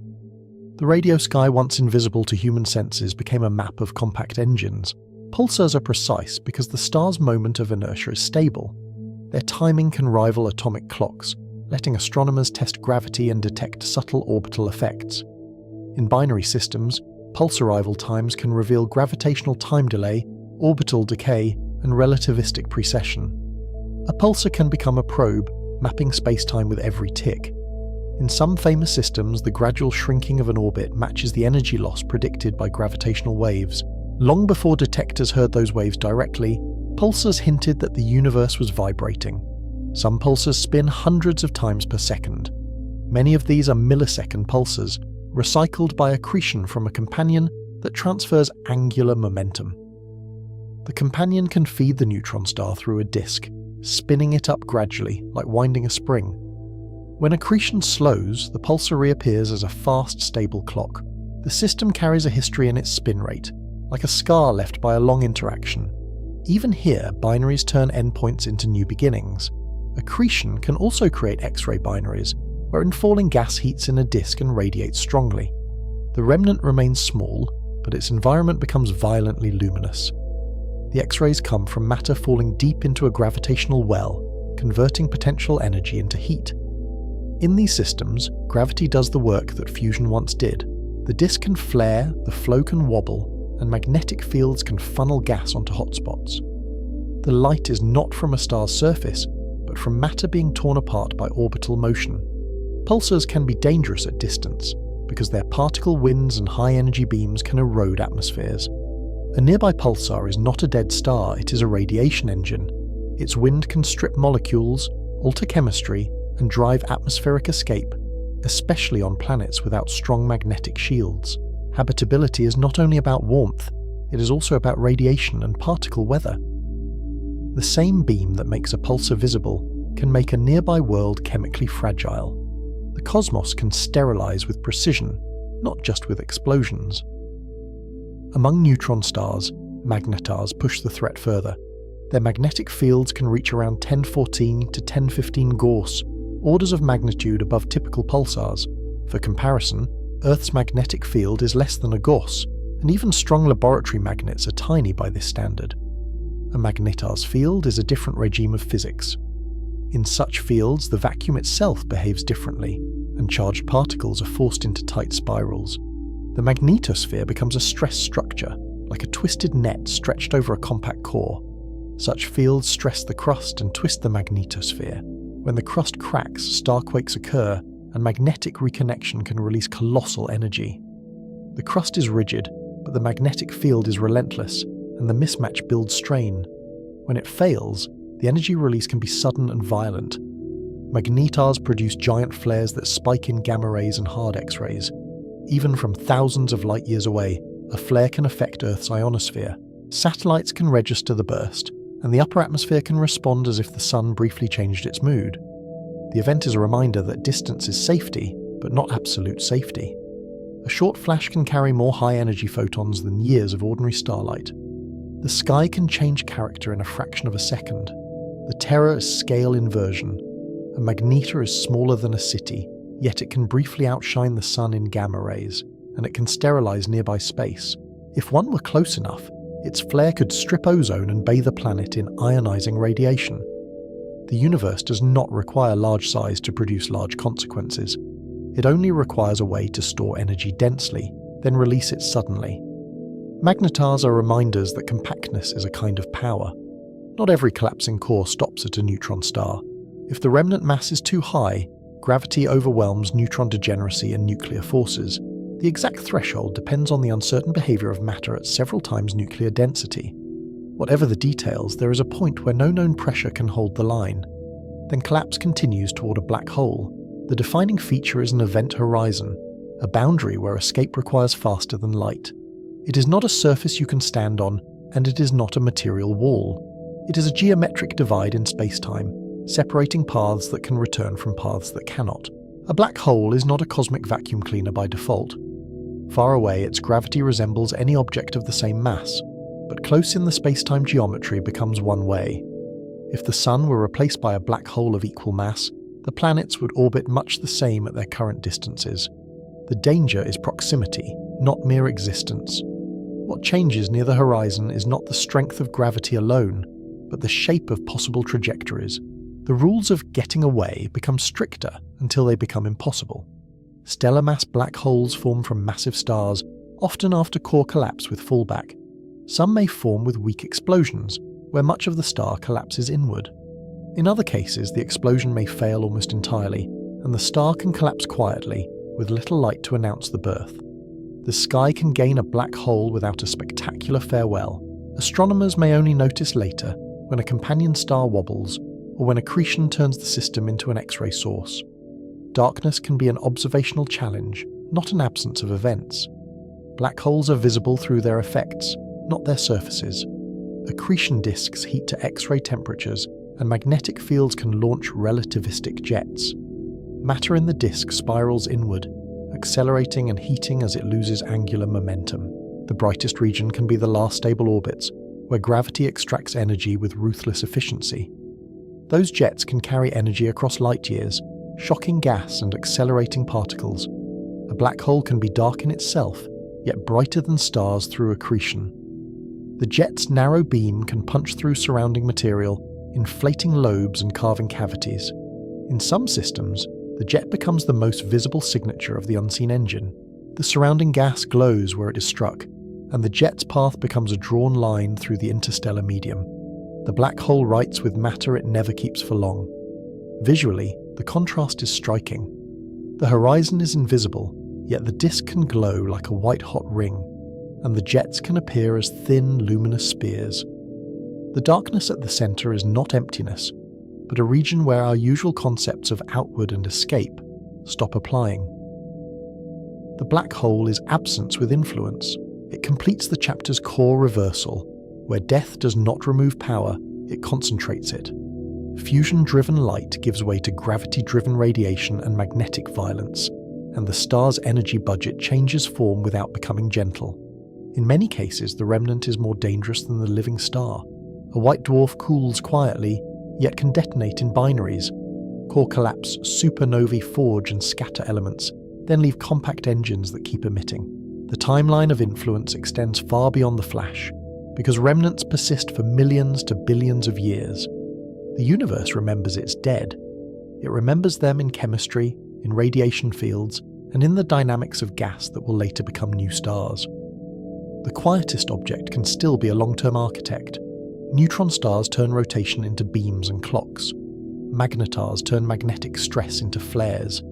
Black holes turn infall into heat and jets, making darkness an active force. Each endpoint is a different answer to the same question. What happens when gravity is no longer balanced by ordinary thermal pressure? Across these endpoints, the same rule keeps returning. Mass sets the available pressure support, and pressure decides whether matter stops as a dwarf, a neutron star, or a horizon. In that sense, stellar death is not a collection of separate stories, but one story told at different masses. The cosmos is consistent, even when it is violent. The same physical laws that let a star shine also dictate how it fails. The difference is that failure concentrates the action into smaller and smaller volumes. The night sky's lie becomes sharper here, because remnants can be invisible in optical light. The most dangerous objects can hide as faint points or as nothing at all. A white dwarf can be dim and nearby, a neutron star can be silent between pulses, and a black hole can be detected only by what it disturbs. Darkness is not the absence of action. It can be the sign that the action has moved into wavelengths we do not see, or into gravity itself. The universe often does its most dramatic work off stage. The climax is not that stars die. The climax is that their remnants can dominate their neighborhoods, shaping habitability and chemistry long after fusion ends. The elements in planets, the radiation environment of future systems, and the dynamics of gas clouds all carry the imprint of these compact survivors. The universe builds tomorrow out of yesterday's collapse. It builds with ashes, with shock waves, and with compact objects that keep bending space and accelerating particles. Even the calmest-looking night can be structured by invisible remnants. After this catalogue of known endings, the documentary pivots to a stranger idea. Dark stars are not remnants at all, but hypothetical objects powered by something other than fusion. We leave the graveyard of stellar evolution and step into speculation. The next chapter asks what else can hold gravity at bay when the power source is not nuclear fire.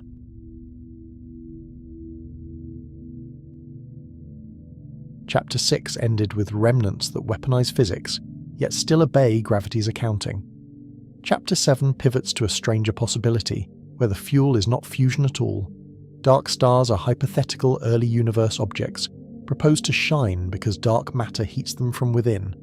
Define the term carefully, because the name misleads almost on purpose, and it can send the imagination in the wrong direction. A dark star would not be dark in colour, and it would not be a dead remnant. It is not a black hole, and it is not a brown dwarf that failed ignition. It is a star-like object whose power source could be dark matter annihilation or related dark matter heating. The central question returns in a new form, because the lever is still pressure. What determines a star's type and fate is the balance between gravity and whatever pushes back. In normal stars, that push is thermal pressure, maintained by nuclear fusion, with photons and gas doing the heavy lifting. In a dark star, the push could come from an invisible furnace that turns dark matter into heat. To understand why this idea appears at all, we have to rewind to first light, when the cosmic stage was simpler and harsher. The earliest stars formed when the universe was young, dense, and chemically simple, only a few 100 million years after the Big Bang. Primordial gas was mostly hydrogen and helium, with almost no heavier elements. Low metallicity meant fewer efficient coolants, so collapsing clouds stayed warmer and fragmented less. That changes the mass lottery described in Chapter 2, because temperature sets the scale of collapse. Warmer gas raises the characteristic Jeans mass, so the first protostars were expected to be massive, sometimes tens or hundreds of solar masses. Massive stars burn fuel quickly, so their lifetimes are short and their deaths are violent. These are the population 3 stars, predicted more than observed, and central to early cosmic evolution. In that setting, dark matter is not a background detail, it is the main gravitational scaffold, the invisible architecture that forms first. Dark matter halos condense out of tiny early density ripples, then baryonic gas falls into their potential wells. Where the gas becomes dense, a protostar can begin to assemble at the centre, surrounded by a deepening gravitational bowl. If dark matter particles can annihilate with each other, density becomes energy. The mechanism is simple in outline and uncertain in the details, because it bridges two sciences that rarely share the same equations. As the protostar grows, dark matter can concentrate near the core through gravitational capture and adiabatic contraction, pulled inward as the baryons sink. If the dark matter is its own antiparticle, annihilations can occur where densities are highest. The annihilation products deposit energy into the gas, heating it and providing pressure support. That deposition step is crucial, and it is where the hypothesis can fail. Some annihilation products like neutrinos would escape almost without interacting, carrying energy away into the dark. Others, like electrons and photons, could scatter, thermalize, and actually warm the protostellar material. The star-like object only inflates if enough of that energy stays local, turning particle physics into a macroscopic pressure source. This is the alternative furnace analogy, but it must be handled with care. Fusion is a thermostat because heating expands the core and reduces reaction rates, creating a stabilizing feedback loop. Dark matter heating is not the same feedback loop, and it depends on particle physics we do not know. Still, the net effect could be similar in one crucial way. It can delay the moment when ordinary fusion takes over. A protostar normally contracts until the core reaches hydrogen ignition conditions, where temperatures climb to millions of degrees. Dark matter heating could slow that contraction by supplying energy before fusion begins, holding the core up earlier in its collapse. The object can become large and puffy because it does not need to compress as hard to shine. Gravity is still pulling inward, but the pressure budget is being paid from a different account. Visually, the difference is dramatic, even if the physics hides behind equations. Instead of a compact, blisteringly hot newborn star, imagine a swollen sphere with a vast atmosphere, its outer layers gently glowing. The photosphere could sit far from the centre, where gravity is weaker and temperatures are lower. The star would look more like a luminous ember wrapped in a gigantic veil. That structural change leads to the predicted properties that make dark stars testable, at least in principle. Many models suggest they could be enormous in radius, yet relatively cool at the surface, because energy is spread across a larger area. Cool does not mean dim, because a huge surface area can still radiate strongly. The result could be a luminous object with a spectrum unlike a main sequence star of similar brightness. On an HR diagram, a dark star would sit in an awkward place, like a point that refuses the usual categories. It might be very luminous like a supergiant, yet have a cooler photosphere than expected for its mass. It could resemble a red giant in temperature, but not in evolutionary cause. A red giant swells because fusion moved into shells after core hydrogen exhaustion. A dark star would swell because dark matter heating changed the contraction path before stable fusion dominated. That distinction matters because it separates stellar evolution from cosmological initial conditions, which is a rare and powerful separation. Red giants are late-life negotiations after a long main sequence career, shaped by internal ash and changing fusion zones. Dark stars would be early life negotiations before the main sequence is even established. They would be born strange, not made strange by aging. If dark matter heating persists, some models allow very high masses simply because the object avoids the rapid, hot evolution that normally halts growth. Continued accretion could build objects far larger than typical population 3 stars, drawing in gas from the surrounding halo. Their lifetimes could be extended compared to fusion-powered massive stars because the fuel supply is not the star's hydrogen. Yet the extension depends on how long dark matter can be replenished in the core. The uncertainty is not a weakness, it is the point of the chapter, and it is why the idea remains both tempting and fragile. Dark stars sit at the seam between astrophysics and particle physics. Their existence depends on what dark matter is, how it interacts, and whether annihilation deposits energy efficiently. If dark matter does not annihilate or interacts too weakly, the entire scenario collapses. So what would we actually look for, given that we cannot visit the early universe or watch these objects form? We look for light that is redshifted, stretched by cosmic expansion into infrared wavelengths, until ultraviolet and visible photons arrive as warm, faint bands. We look for spectral energy distributions that match a large, cool photosphere at extreme luminosity. We look for objects whose inferred sizes are too big for standard stellar models at the same epoch. Next-generation observatories make this more than a thought experiment, because they can push into the era when the first structures assembled. Deep infrared surveys can detect very high redshift sources and measure their colours across multiple bands. Spectroscopy can search for features consistent with cool atmospheres and low metallicity, even when the signal is thin and noisy. If an object looks like a giant but lacks the expected chemical fingerprints, it becomes a candidate. There are also indirect tests, because dark stars would change their surroundings in ways that echo across cosmic history. A normal population 3 star is hot and produces intense ultraviolet radiation that ionizes hydrogen. That ionizing output helps drive reionization and shapes early galaxies, carving out bubbles of transparent space. A cooler dark star would emit fewer ionizing photons, changing the timing and patchiness of reionization. That means cosmology can constrain them even without a perfect identification, using the universe itself as a long baseline experiment. If dark stars were common and long-lived, the early universe might reionize differently than current models predict. Background radiation fields, early galaxy luminosity functions, and chemical enrichment histories all become consistency checks. The hypothesis must fit the whole early universe ledger, not just one unusual object. Falsifiability is the guardrail because dark stars are easy to romanticize, especially when the data live near the edge of detection. If surveys find no objects with the required luminosity and temperature combinations, the parameter space shrinks. If reionization constraints demand hotter sources, dark stars cannot dominate. If particle physics limits rule out the needed annihilation rates, the furnace goes cold. If, however, candidates persist under scrutiny, the payoff is enormous, because the first stars become more than actors in a cosmic drama. Dark stars would be probes of dark matter, particle properties, not just astrophysical curiosities. Their sizes and luminosities would encode annihilation cross-sections and capture efficiencies, translated into light by gravity's focusing power. The first stars would become detectors, using gravity to concentrate what our laboratories cannot. This matters because most of the universe is still missing from our direct understanding, despite a century of increasingly precise astronomy. Dark matter shapes galaxies and clusters, yet we do not know its identity. A dark star would tie the invisible mass to visible light through a specific physical process, not just through gravitational effects. It would turn cosmology's biggest unknown into a stellar biography. Now the documentary's thread tightens across all chapters, because each object has been a different compromise with collapse.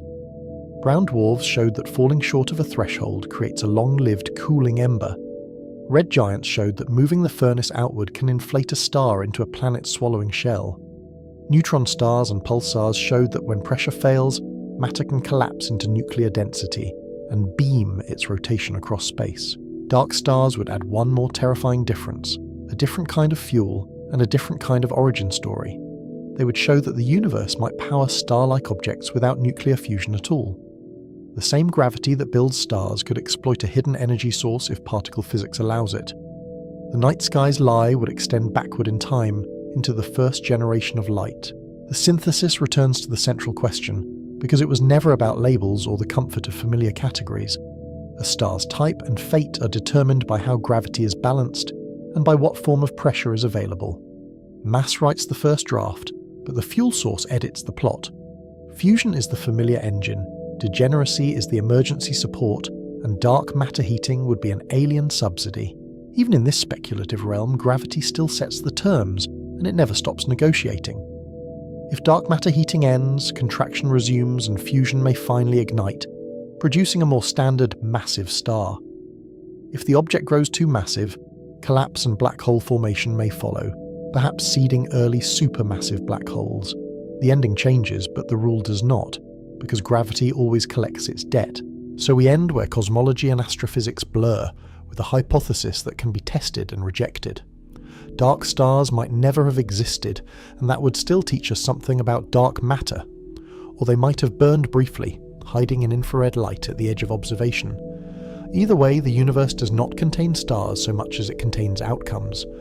Look up at the night sky and you think you are seeing one category of object, scattered like steady pins across the dark. This series has argued that every point of light is a different truce between gravity and pressure. The terrifying difference is not the glow, it is the engine behind it, and the way it fails. In the end, gravity always wins eventually, but it chooses different fuels and it chooses different endings. Across this journey, the night sky stopped being a single category and became a spectrum of negotiations, each object balanced between gravity's crush and pressure's reply. We watched that balance begin in cold molecular clouds, where turbulence, magnetism, dust and chance assign mass long before any light escapes. From there, the outcomes diverge with terrifying clarity. Brown dwarfs that never sustain hydrogen fire, steady main sequence lives that hide violence behind equilibrium, swollen giants that unmake their own systems, and remnants where matter itself becomes the support beam. In the cold frontier, a brown dwarf shows how close star can come to failure, held up by electron degeneracy before fusion ever stabilizes it. On the main sequence, hydrostatic equilibrium looks peaceful, yet it is a controlled burn with a clock set by mass, metallicity, rotation, and companionship. When core hydrogen ends, the swelling phase reveals the delay between an interior crisis and a surface response as shells ignite, envelopes expand, and planets face tides, engulfment, and orbital chaos. And when the envelope finally goes, the promised hard limits arrive. Degenerate matter breaks the thermostat, forbids gentle expansion, and turns added mass into catastrophe. That fork after swelling is the documentary's sharpest hinge, because the deciding factors are both simple and maddeningly detailed. Roughly, lower mass stars shed their outer layers through winds and pulses, paint a planetary nebula, and leave a white dwarf cooling like a fading coal. Higher mass stars push beyond carbon and oxygen, build onion shell furnaces up to iron, and collapse when fusion can no longer pay gravity's bill, sometimes exploding, sometimes failing, always leaving something compact. Yet the exact boundary is edited by fine print.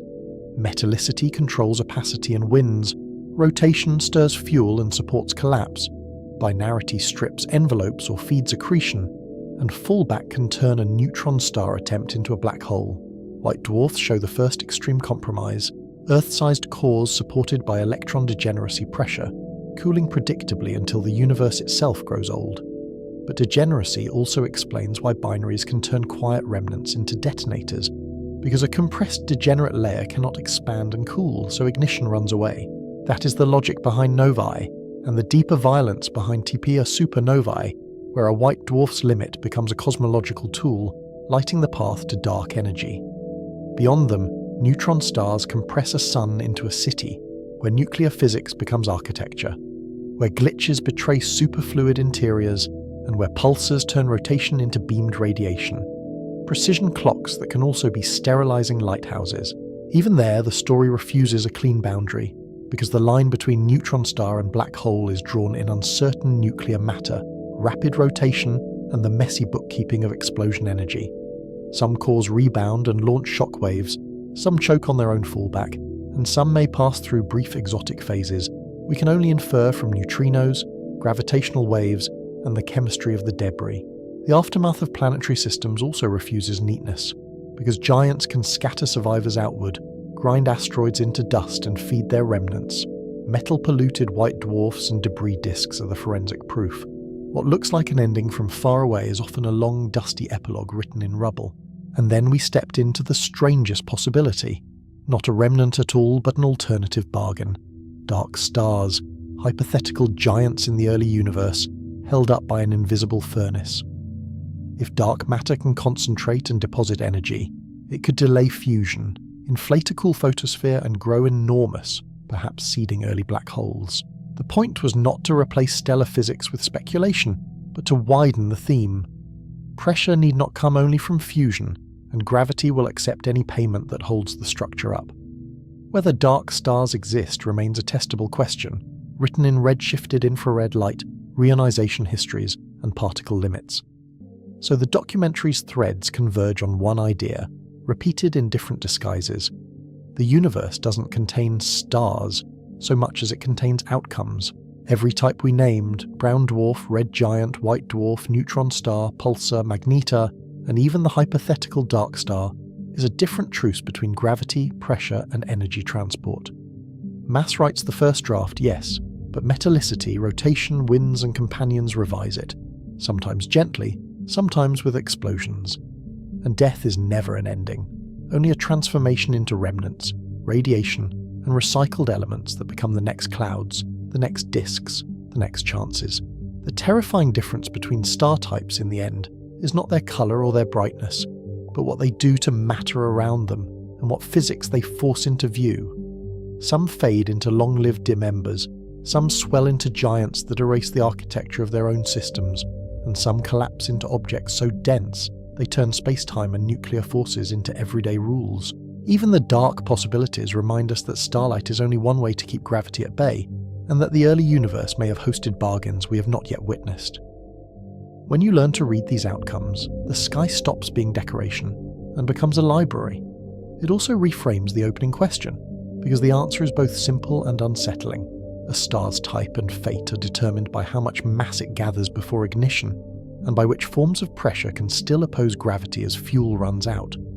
The rest is the universe's editing process. Winds that peel layers away, binaries that steal or donate mass, rotation that mixes and supports, and unknown ultra-dense physics that decides whether a core becomes a neutron star or disappears behind an event horizon. So when you look up, you're not seeing identical lights at different distances, you're seeing biographies written in thresholds. A brown dwarf is gravity stopped early by degeneracy, a red giant is a delayed surface response to a core that has changed its rules, and a pulsar is collapse turned into a beam, sweeping through space like a warning. The same equation, solved under different conditions, produces a quiet ember, a planet eater, or a cosmic lighthouse. The terrifying difference is that the universe can reach each outcome with only a small change in the initial mass, and a few subtle revisions along the way. In that sense, the night sky's lie becomes its lesson. One word, star, hides a whole ecology of endings and continuations. Every point of light is a temporary settlement between forces that never stop negotiating, and every darkness is not emptiness, but evidence of a different kind of support. The elements in your body are not just made in stars, they are made in specific outcomes. Shell burning, winds, flashes, collapses, and explosions that each leave a distinct signature. Once you understand that, awe becomes a kind of literacy. And the final thought is this: the universe is not built from objects. It is built from balances that eventually break, and from the remnants those breaks create. If you want to know what a star truly is, don't ask what it looks like tonight. Ask what it is becoming and what it will leave behind. Because in the end, every star is a fate in motion, and every fate is a clue to the laws that hold everything up. If this changed how you read the sky, keep going. Follow the spectra, the surveys, and the new messengers like neutrinos and gravitational waves, and see which outcomes we discover next. So what decides a star's fate, and why do some fail, some swell, and some become lethal lighthouses in the dark? It is the mass a forming core secures, and the changing menu of pressures that can still resist gravity as fuel, opacity, rotation, winds, and companions rewrite the details. The terrifying difference between star types is that they are not categories of light. They are categories of compromise, and compromise always ends. Learn that, and every bright point becomes a biography, while every darkness becomes a clue to a stranger bargain. The next time you look up, try naming the outcome you're really seeing, then follow the evidence, because the sky is a map, and we have not finished reading it.